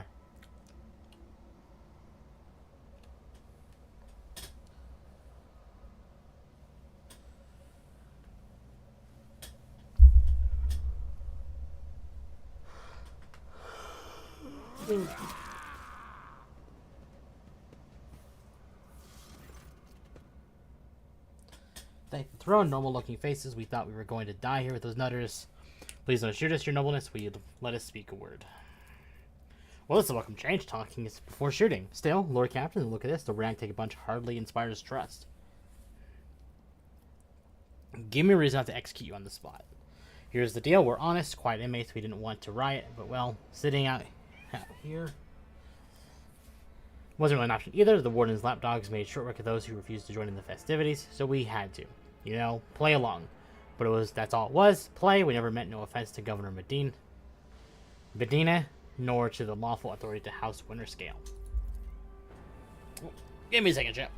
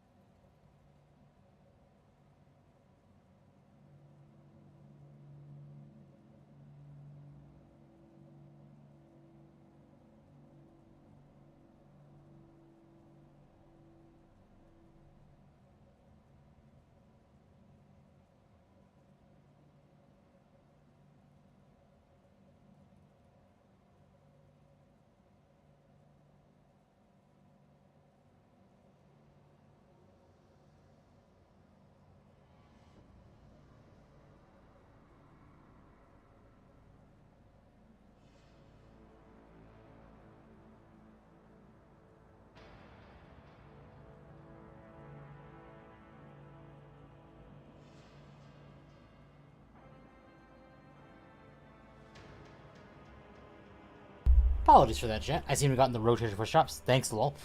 You're welcome. You're welcome. I've been tagged here twice. Why have I been tagged in this Discord twice?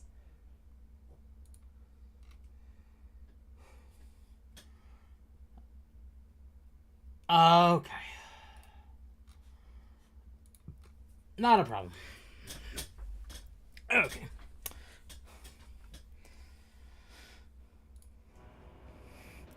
Can I say we just want to wait until everything blows over and we can go back to our cells and quietly do the rest of our time. A repent, honest heretic. How novel. The lowborn speech is modeled with colors that conceal his true darker hues. This old man has a long history of lies and he's using his wiles to honest as well. But I see no foul corruption or ill intent in his words. If I spare you, what do I gain from it? Well, how can lowly jailbirds hope to thank your noble self? I have an inkling, you see. Us here, how should I put this? Different from the rest of the prisoners in this place. We're all petty thieves from Riker Minoris, debtors, gunner snipes.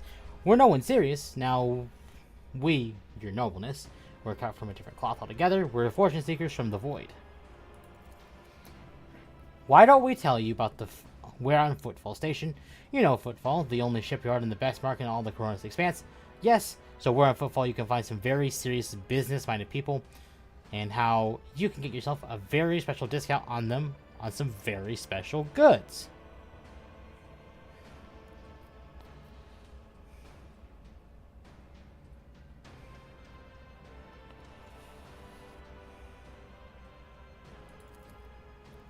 The most serious kind, your nobleness, have you heard about the Fellowship of the Void? It's the largest pirate alliance in the Expanse. There is no leader, of course, but there are some terribly serious captains who decided that cutting each other's throats over loot was, counterproductive. But cutting throats together, no, that's anti-counterproductive. And well, their joint efforts leave them with the excessive spoils, so then it just wasn't somehow. And I, your nobleness, just happen to know someone who handles such kinds of dealings on behalf of those very serious people.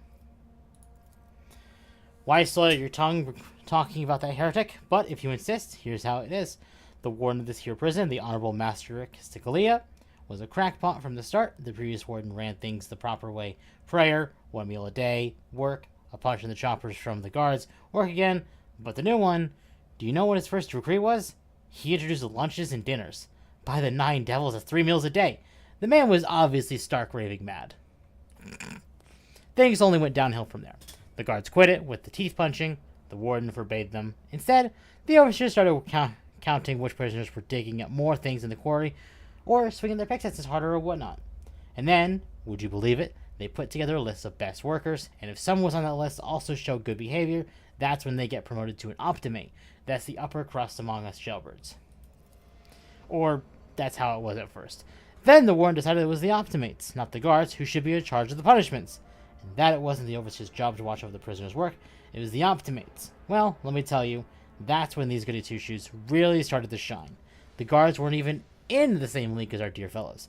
The optimates, in the old days, we had maybe 5 to 10 stiff kicking in a week. And now, well, we were lucky if it was only 50. Ooh. So, it got good.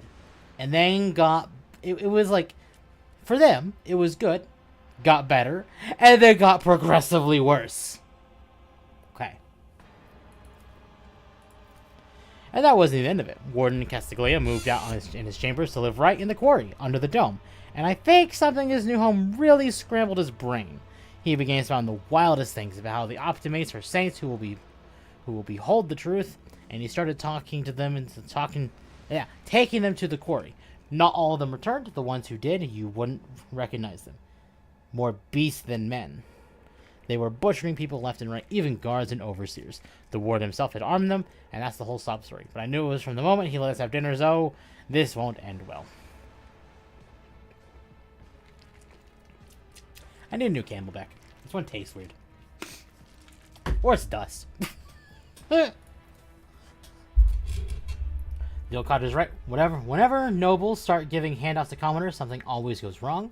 I mean that with all due respect, your ladyship. No offense intended. Very well, I shall spare you. Oh, that's great to hear, Noblesse. Just great. Now, there's a true aristocrat, not that cheap warden. Now then, Noblesse, where was I?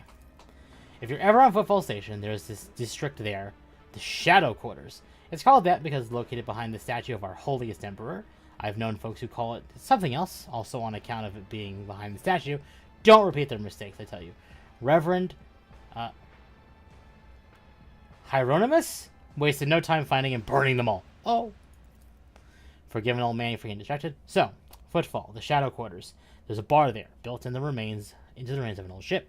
And in that bar, in the back room, a certain Riza does her business. Tell her Grandpa Backful says hello. You'll be her favorite client in the blink of an eye. There we are. Well, your only nobleness. We'll be going now if you don't mind.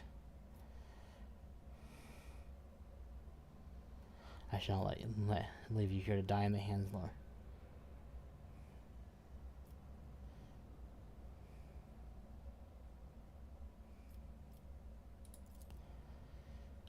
Thanks for most grateful for your nobleness. The old man glances somewhat skeptically, then smiles and leaves. Okay, cool. Why not?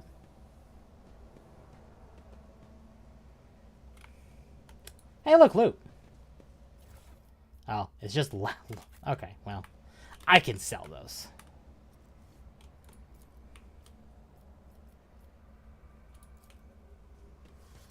Success is the only outcome I accept. Ooh. So wait. So hold on. I get more. Oh, but it's bleeding.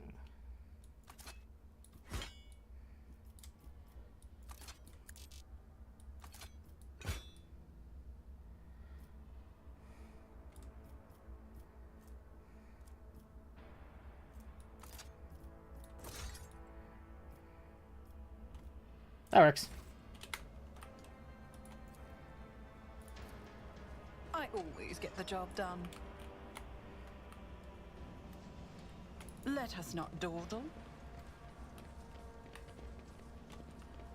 Okay, and that's where we came from. Okay.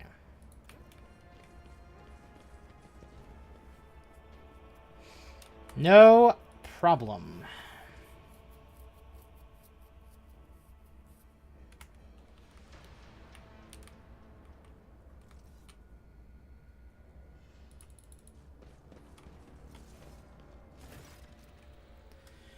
I told you, Evie, they were hiding so much from us. Arrogant mentors, holy brothers and sisters, what have they ever given us? Nothing but a pile of fibs and useless admonitions. The voice of man standing with his back to you sounds almost soft. He lists of everything but what is in front before him. He leans over a prisoner dressed in expensive clothing. But Aurora, she is different. She spoke with me like no one ever had before. She revealed the truth to me, and now I can reveal it to you. But if you just stop struggling for a moment... What?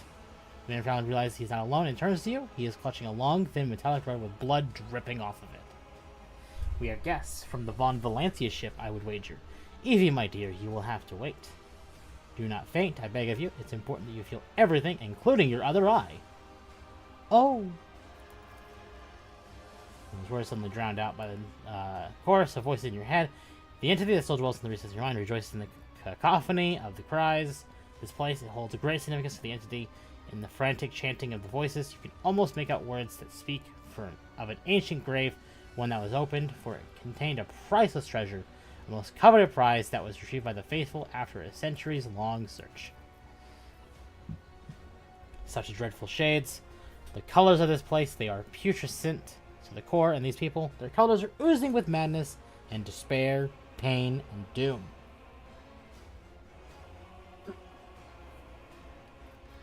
This pit, there's something that special about it. Yeah. This water might... The water is probably fine, but it's probably the camelback that's not. I probably should have washed it first, because it's been like a few years since I've used it. Huh.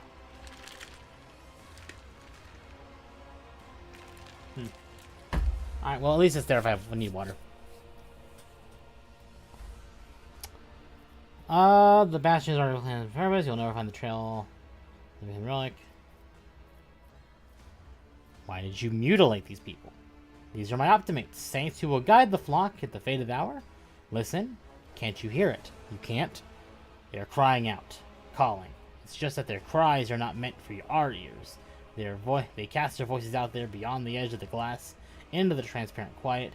There they are heard, there their call is answered. You know, we had this guy once. He was a quiet one. One day he walked into a middle deck bar, threw one back, and then pulled out a gun and started shooting people left and right without saying a word. Then he shoved the barrel in his mouth and blew his brains out. Our warden here has the exact same look in his eyes right now. Who's Aurora? Oh, you've managed to barge in or interfere with the prophetess's designs without even knowing who she is, but it's too late now. You will never attain sight. All you can do is accept your fate. I do not like it when people take the prophetess Aurora's name in vain. I desire your death, enemy of the truth. Kill the crazy man. That is the intention. But first, information.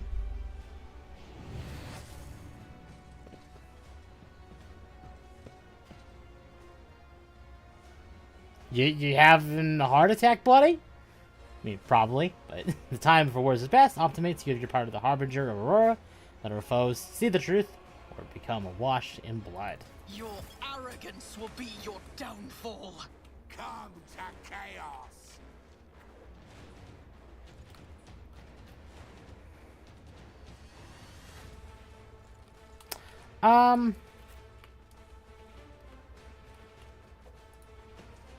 There.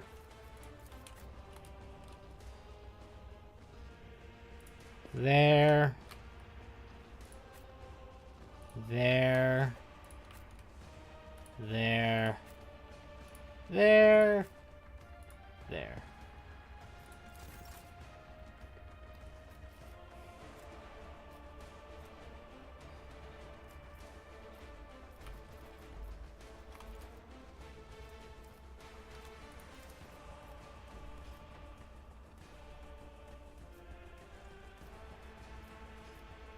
The shadows will see it done. Eh.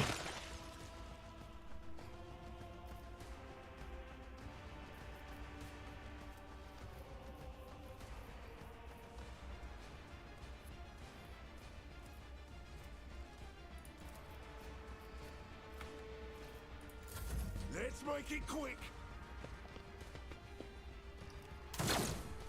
There's a rock there, buddy. I hope you know that. There is a rock there.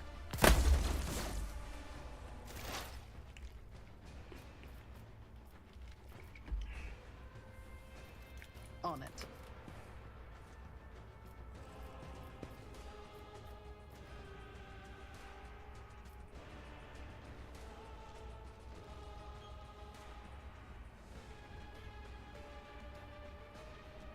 Okay, well. I won't stand for it.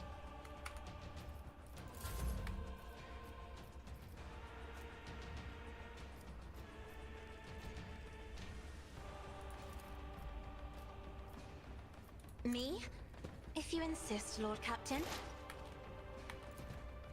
I'll see to it personally.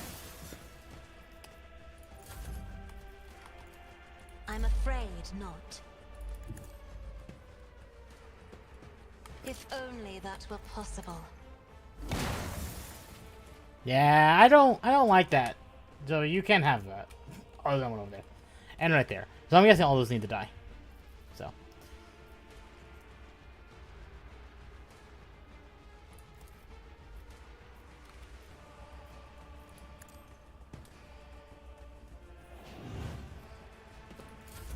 Such is the will of chaos.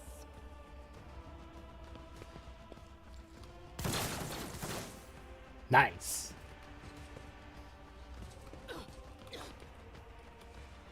Death to the weak. I serve the ruinous powers. Pain and duty go hand in hand.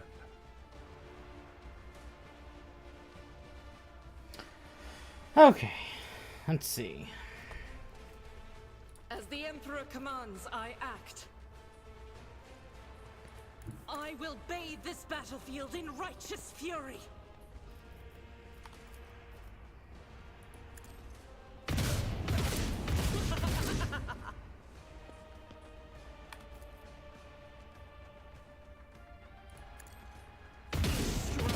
prayer. Yay!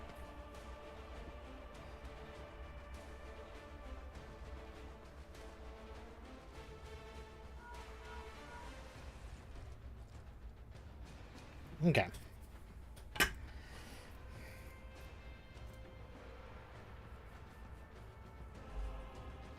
I'll do it. High momentum. So what is this?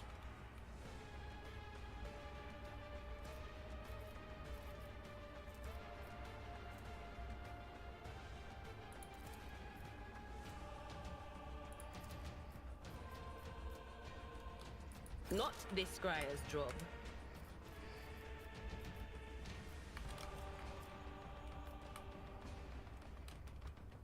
Oh, I see. Okay.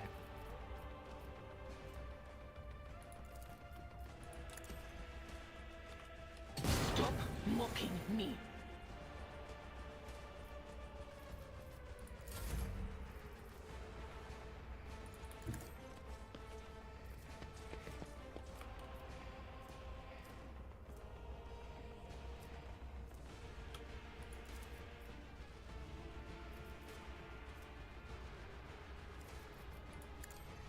Target well struck. We'll rule the stars themselves. I will do my duty. At your beck and call. Grey hair, sure hand. It will Wow, be done. okay. Victory is imminent. I serve the ruinous powers.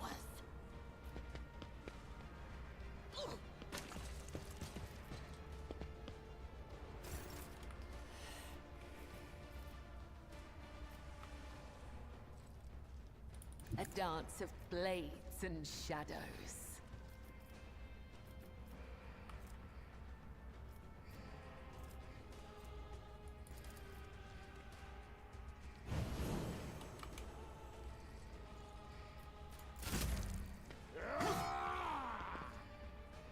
Death to non-believers! Your blood will flow! I'll make it happen.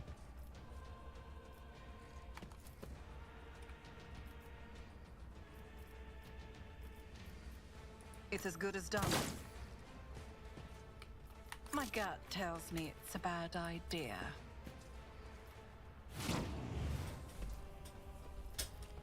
Okay.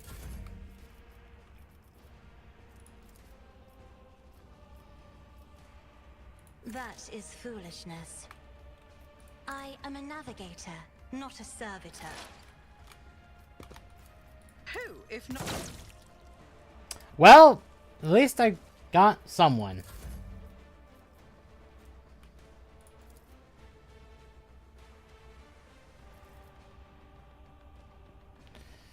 Isn't this a Scra- job for the serfs?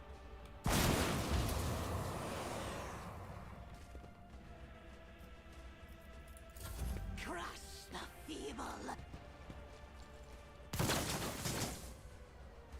Out of my way! So how much HP does he have? 1? So I'm guessing he can't actually die right now.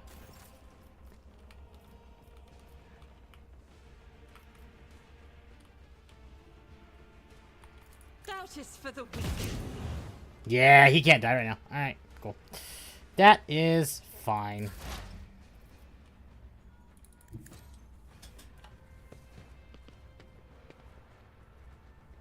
That is perfectly acceptable. Now that I know that he can't die right now. Will do.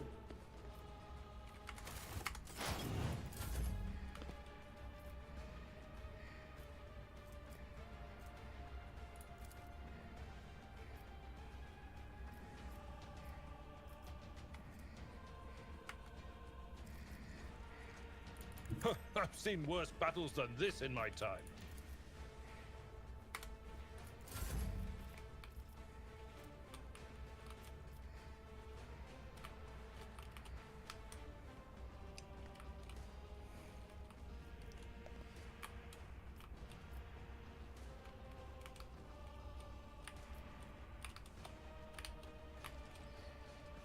Why can't...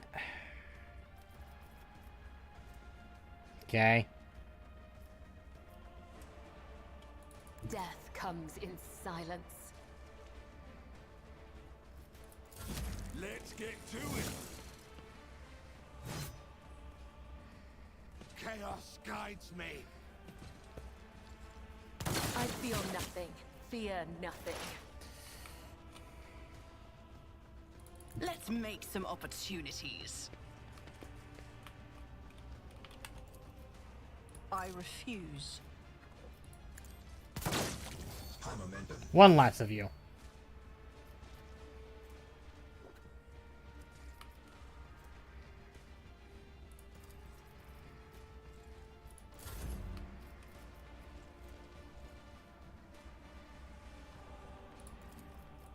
In the name of House Orselio, I shall prevail!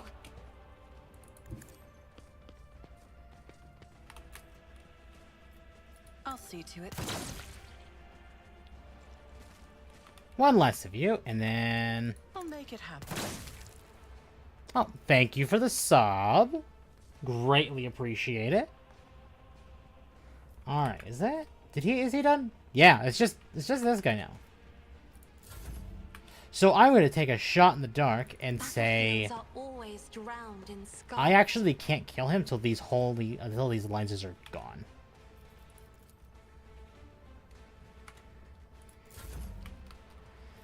And if that is the case... Well, okay, hold on. I refuse. Can I... He's bleeding.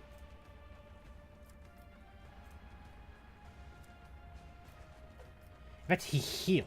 Alright, well...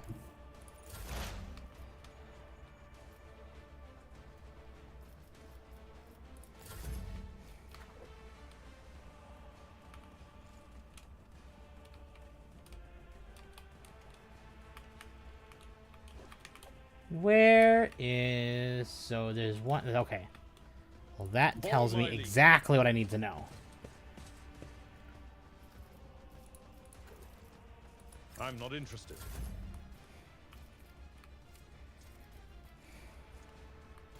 As honor, all my blade whispers your Yeah, name. because that should have gotten him. So. There is only death, yours or mine.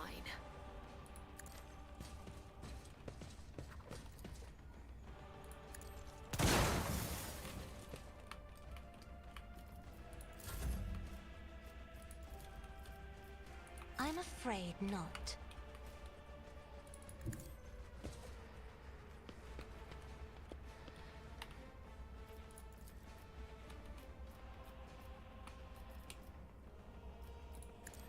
I'm gonna give it to her. She's gonna use this opportunity to cannot heal trick because he's death. just doing too much It will damage. claim me. Which is not a problem. I just need a little bit more time. Because if my theory's right, the only way to kill this guy is these unholy lenses go away. Because everyone else is gone. So.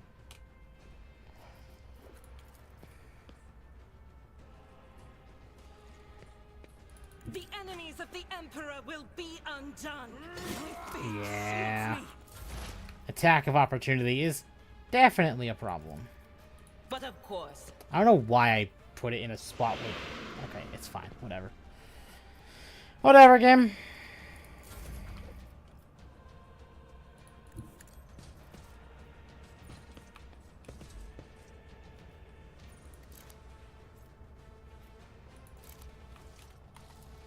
At your beck and call.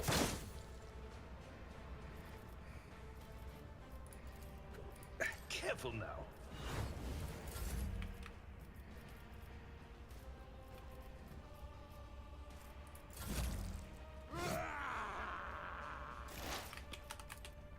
I'll see to it personally. Okay. Is that all of them? I'm not seeing any more. There's none over there. That is literally everything besides this guy. So... I have read tomes of I'm gonna hope that... tactics. Okay. Cool. Awesome. Glad to know I was correct. I don't believe we've been properly introduced. Blood is bubbling on the young man's lips. His voice barely audible, but now remains melodious and quite courteous. Vain, Winter Scale of Coronis, greatly pleased to make your acquaintance. On the rare days that Lord Winterscale visited Yurick 5, the station was awash in the midst of warm hues. We were forbidden from meeting each other, but I was delighted still to see such rare colors in my home. Now, however, his colors are darkening, twisting from pain and bitterness. We must help, Lord Captain. We must save the clarity of his soul, for he whose presence makes the world a little brighter deserves no less. We'd be casting, I presume, the sacred child of House Orselio. How disgraceful it is that on the day we finally meet, I find myself not at my best.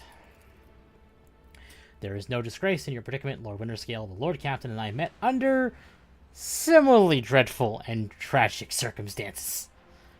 Serve your strength, you are wounded and need help. Oh. I would have phrased it altogether differently. Tortured and maimed, perhaps. Have you ever had your eyes burned out? This is my first time. I cannot say I recommend the procedure. He's either trying to make light of the situation or growing delirious from the pain.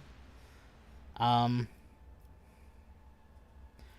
have they done to you? The warden, my friend, I tried to convince him to stop the riot. Diplomacy failed. Father hates diplomacy, which is why I had to try.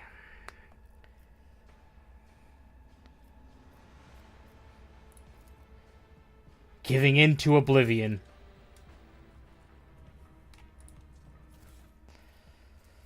Ooh. Well, look at that.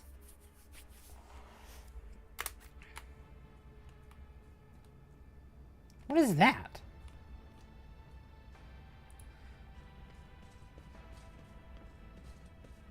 That's fine. Wait, ooh.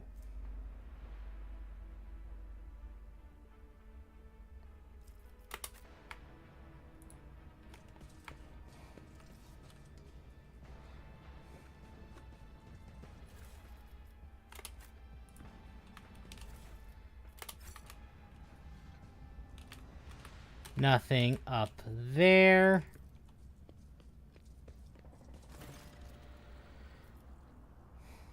Under an enormous lens scattered across the broken device. At first you're uncertain of what troubles you, but suddenly the realization hits you.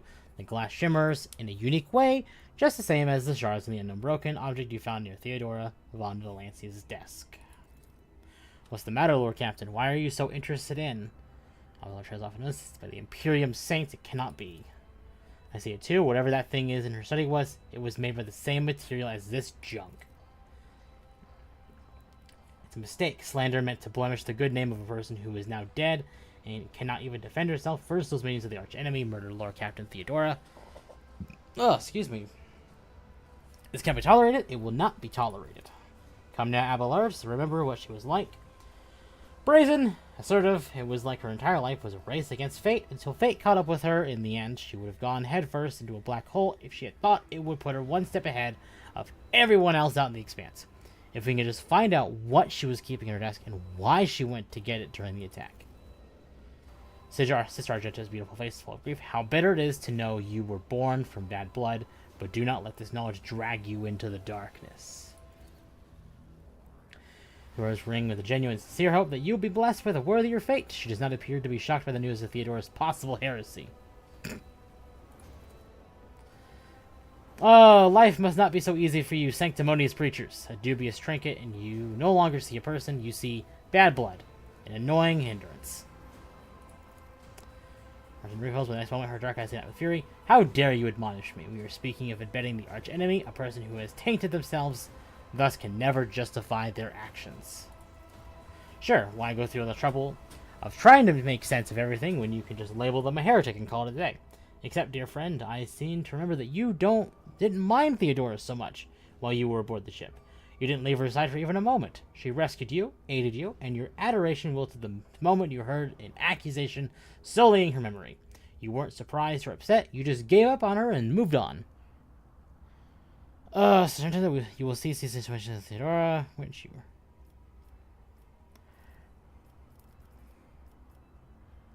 It is too soon to cast accusations of heresy. Hikari, don't be naive. Theodora kept an unsanctioned witch by her side as like a pet. Do you really believe she would think twice about crossing the line the other way? Not even gonna push that. Not even. What do you got? Okay. Door open. Goods. Melted charge, fire grenades, force grenade. Good. Rise to the top, or get Lots left of good in the stuff. dust.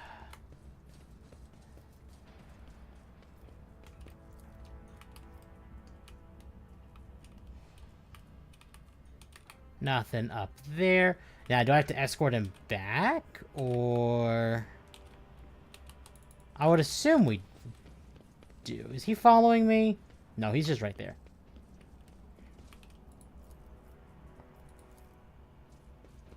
That's how it's done.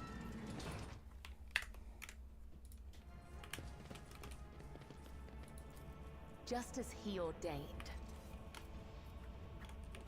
Okay.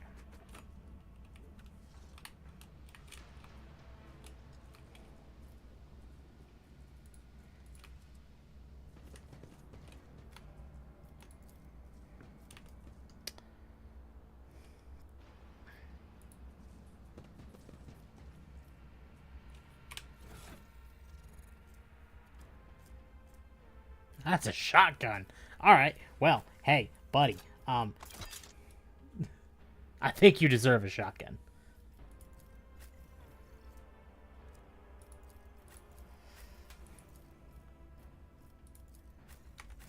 Okay.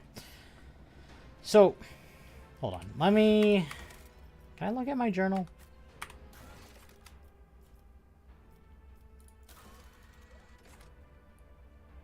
Oh, I'm just done with the quest. Okay, well. Sure.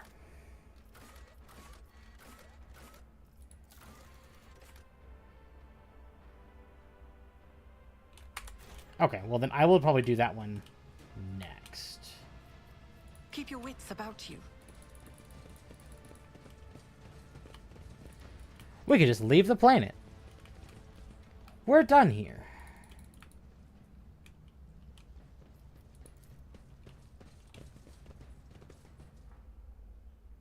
Yay.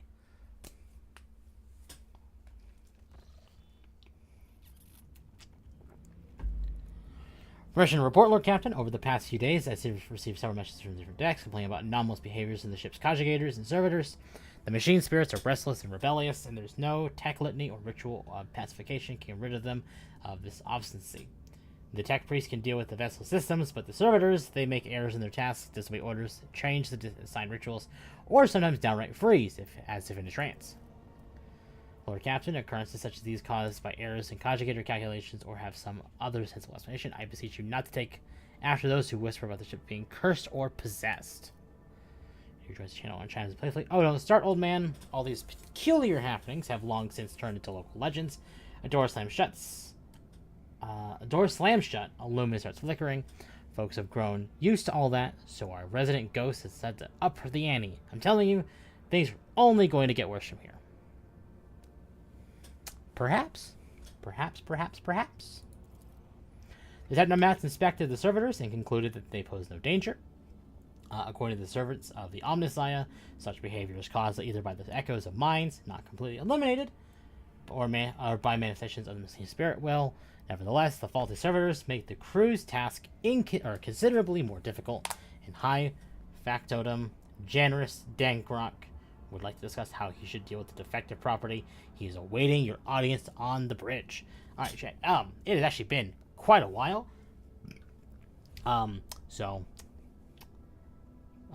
Reminder that any support is greatly appreciated. Leaving a like, commenting, subscribing. I know that people on Twitch can't do that, but on Twitch, leaving a follow even is greatly appreciated. And then if anyone wants to know when I go live, greatly recommend joining the Discord. You will know I post there every time I go live. Fridays, Saturdays, Sundays, every week. I go live, and Discord will have the links for both YouTube and Twitch when I go live. Greatly appreciate it either way. Thank you so much. Okay, why don't we...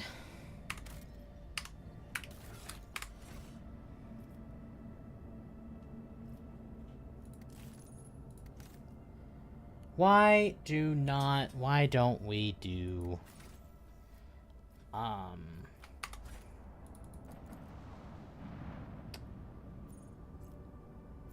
There we go. Back to the bridge.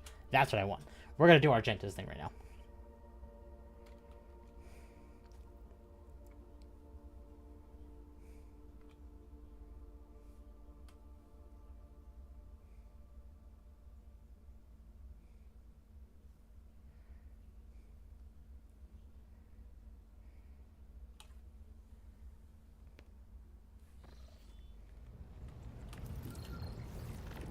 So, where on the ship is Argenta?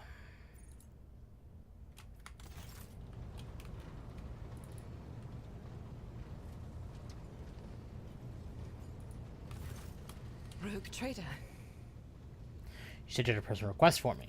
I indeed have a request, Rogue trader.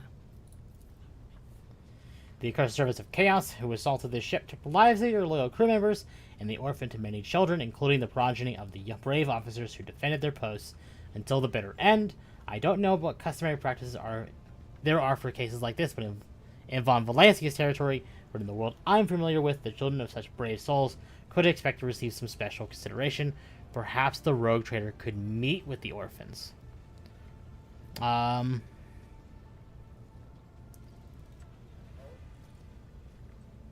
I will meet with them. No formalities needed. These are the children of people who gave their lives to the Von Valancia's dynasty.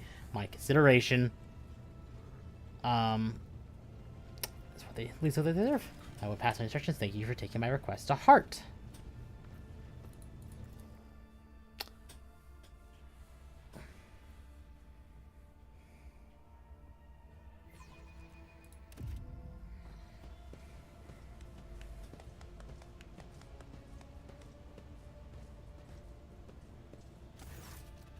The motley group of adolescents do not take their eyes off you, gazing at you as if you were a creature straight from a fairy tale.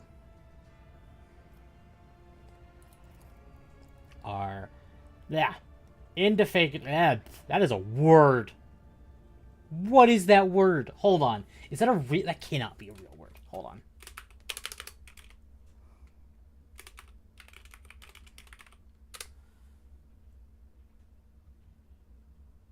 Oh, okay.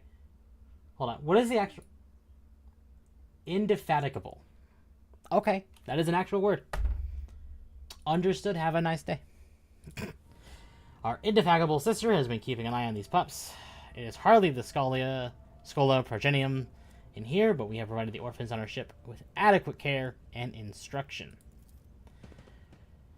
Brave ones, the master of the ship has appeared before you, the one who guides it through the darkness of the universe by the Emperor's will. Greet your Lord Captain, the rogue trader of House Von Valancius.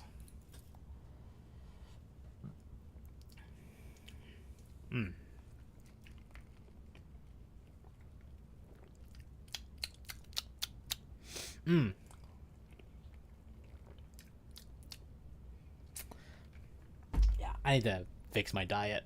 Oh, yeah, I'm feeling that. Okay. You notice Infernus, Master Heinrich Montag, standing a few paces away from the orphans. He watches you with approval and bows respectfully when you meet his gaze. Infernus Master, do you serve as teacher in your spare time? Not at all, your ladyship. I am just looking out for them. It's the Infernus way to help folks in trouble. It's our job, after all. So we ship in rations here and there and make sure nobody gives them a hard time. We take the older ones into the clan's care if they want. Many in the guild are not our family by blood, but by circumstance.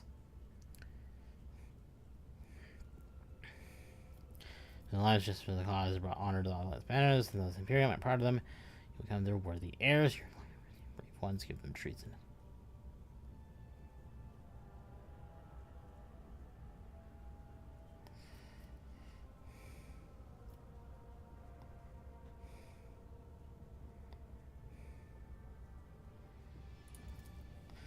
The teenagers keep staring at you. A girl who has remained close to Argenta smiles uncertainly. The skinny, pale lad tries to throw his shoulders back and stand at attention like a soldier. Only a few teenagers at the far end of the row seem sullen and not particularly interested. So what? Why should we care? Our friends and parents died in their dozens for you noble lot, and you just give us speeches. She wants us both to come and solve minutes.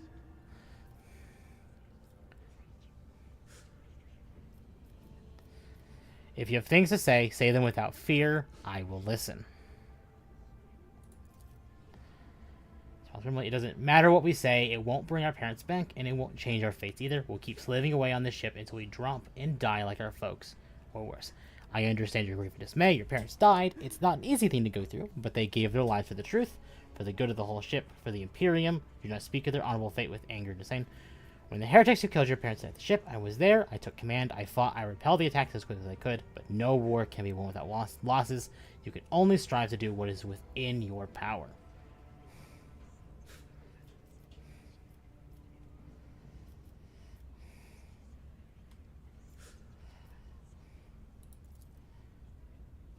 You heard the originator. Her words carry the wisdom of the Imperium. Hard to say whether or not your words have left an impression on the boy, but he nods slowly, then catches himself, and he gives you an awkward bow. Abelard gives a sign, and servants immediately emerge carrying packaged treats with Von Valancius emblazoned on the wrappers. It appears essential. Came prepared for any contingency.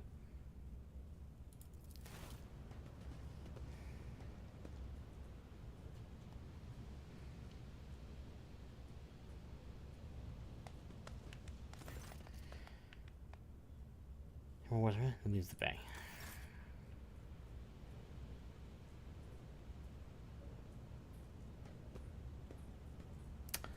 Abelard always comes prepared. Yes, he does. Even if he is occasionally a prick.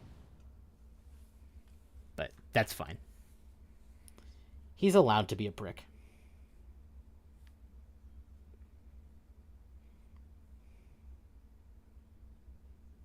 Oh. Okay, so it's supposed to be dumping rain soon. All right, cool. Glad to know. That's why it's getting cloudy.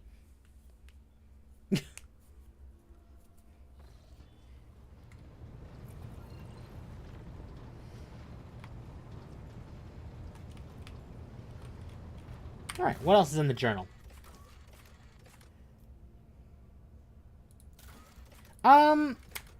Where is she? There she is. Okay. I'm going to talk to her again. Greetings. Okay. So all we have... So we have these errands here. I guess we could do one of these.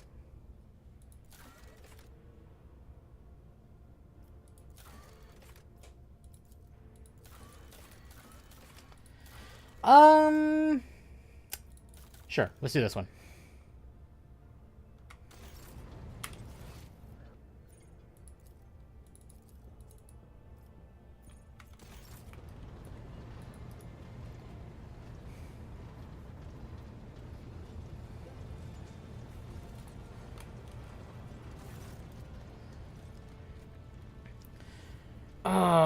Greetings, Lord Ladyship. Generous Dan Rock, your service. Vigilus informing the problem of the servitors. What's happened? You see, your ladyship, the servitors have been malfunctioning of late. They violate protocols, interrupt their tasks, observe crew members for long periods of time, and move erratically with no meaning or purpose. Had it been a routine technical fault, I would have decided the fate of these servitors myself, but I deemed it necessary to notify you. I do not wish to hide such irregularities from the Lord Captain. If you wish to observe the server's unusual behavior before you decide their fate, this can be arranged. The majority of the defective units have been delivered to one of the storage compartments pending your decision. I wish to look at these servers before deciding their fate.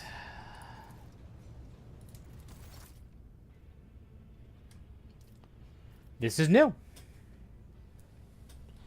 When relationship was seen, they found the servers in the same position that they assumed after they had been corralled into the bay.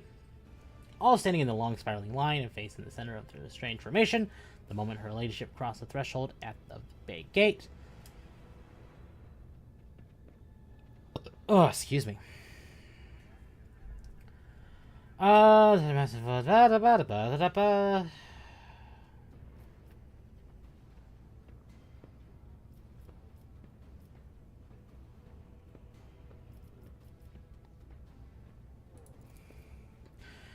TempKitsemt's long-winded and detailed report could have been summarized in a single key point. Despite the servitors' abnormal behavior, they were still quite capable of carrying out tasks, and therefore the circumstances did not call for the termination.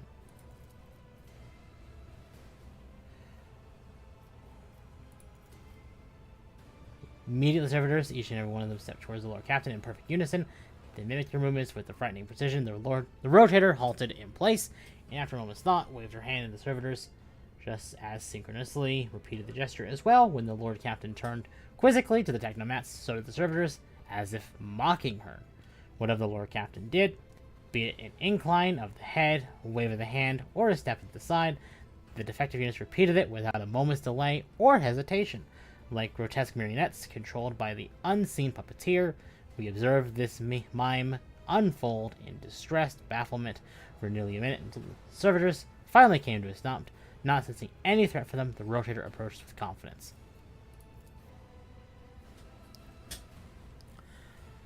As High Factorum, it was I who had prompted that entire inspection, and thus was my duty to follow the Lord Captain. As we stepped closer, we noticed a fascinating irregularity. The servitors' pupils, normally still, were shaking wildly. Their bulging veins were pulsating under their copper collars, inscribed with their past offenses. It was as if those mindless half-machines were locked in a perpetual state of extreme tension.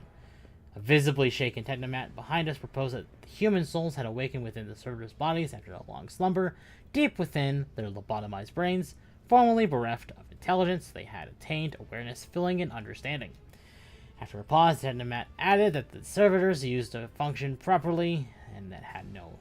yeah.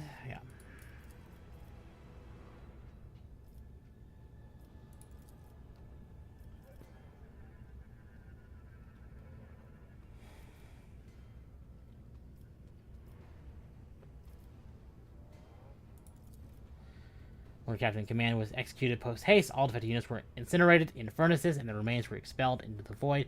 The crew was provided with replacement servitors, and soon forgot all about the destroyed units' peculiarities. And yet this incident haunts my memories to this day. What's the fate of this? Yeah. Cool. That's done. That's a thing.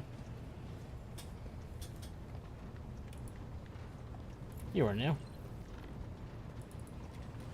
Alright, what else do we got?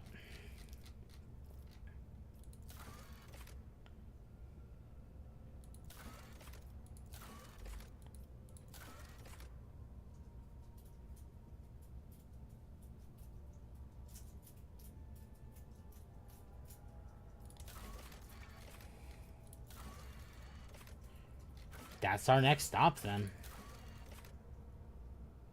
Oh, this is the DLC. Okay. Alright, well, chat, noticing what we still have left to do, I think it would probably be wise... Oh, is the mouth? There we go. Oh, the light's off. That's why it's struggling. Here.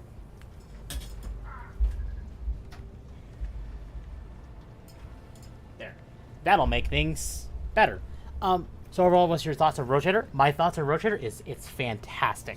It's not Baldur's Gate 3. It's not that level of fantastic for me, but it's still fantastic. I'm greatly enjoying it. So I think I'm going to call it there, because I typically go for any new watchers, I typically go for only 3 hours, maybe more depending on what's going on, but because it is by myself,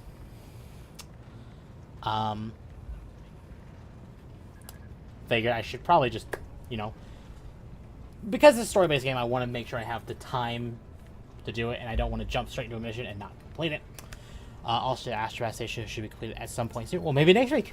Maybe next week we'll do it. So, chat, I'm going to leave you all here. Let me see if I can find someone to raid. Why not? Let's see if I can find someone to raid.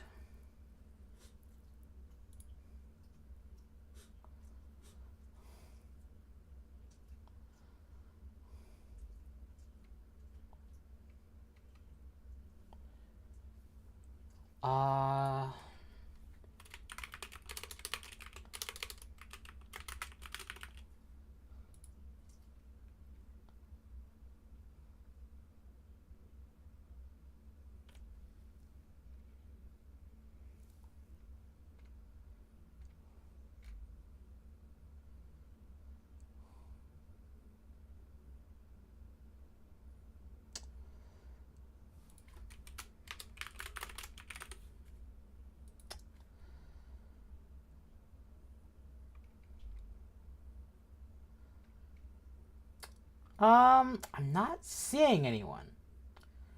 Alright, chat. I think that's where I'm going to call it then. No raid. And I will see you tomorrow, same time. I have yet to decide what we're doing, but maybe you should leave ideas in the Discord. Oh, what we do tomorrow. Otherwise, I'll figure it out myself. Otherwise, chat, have a good night, and I will see you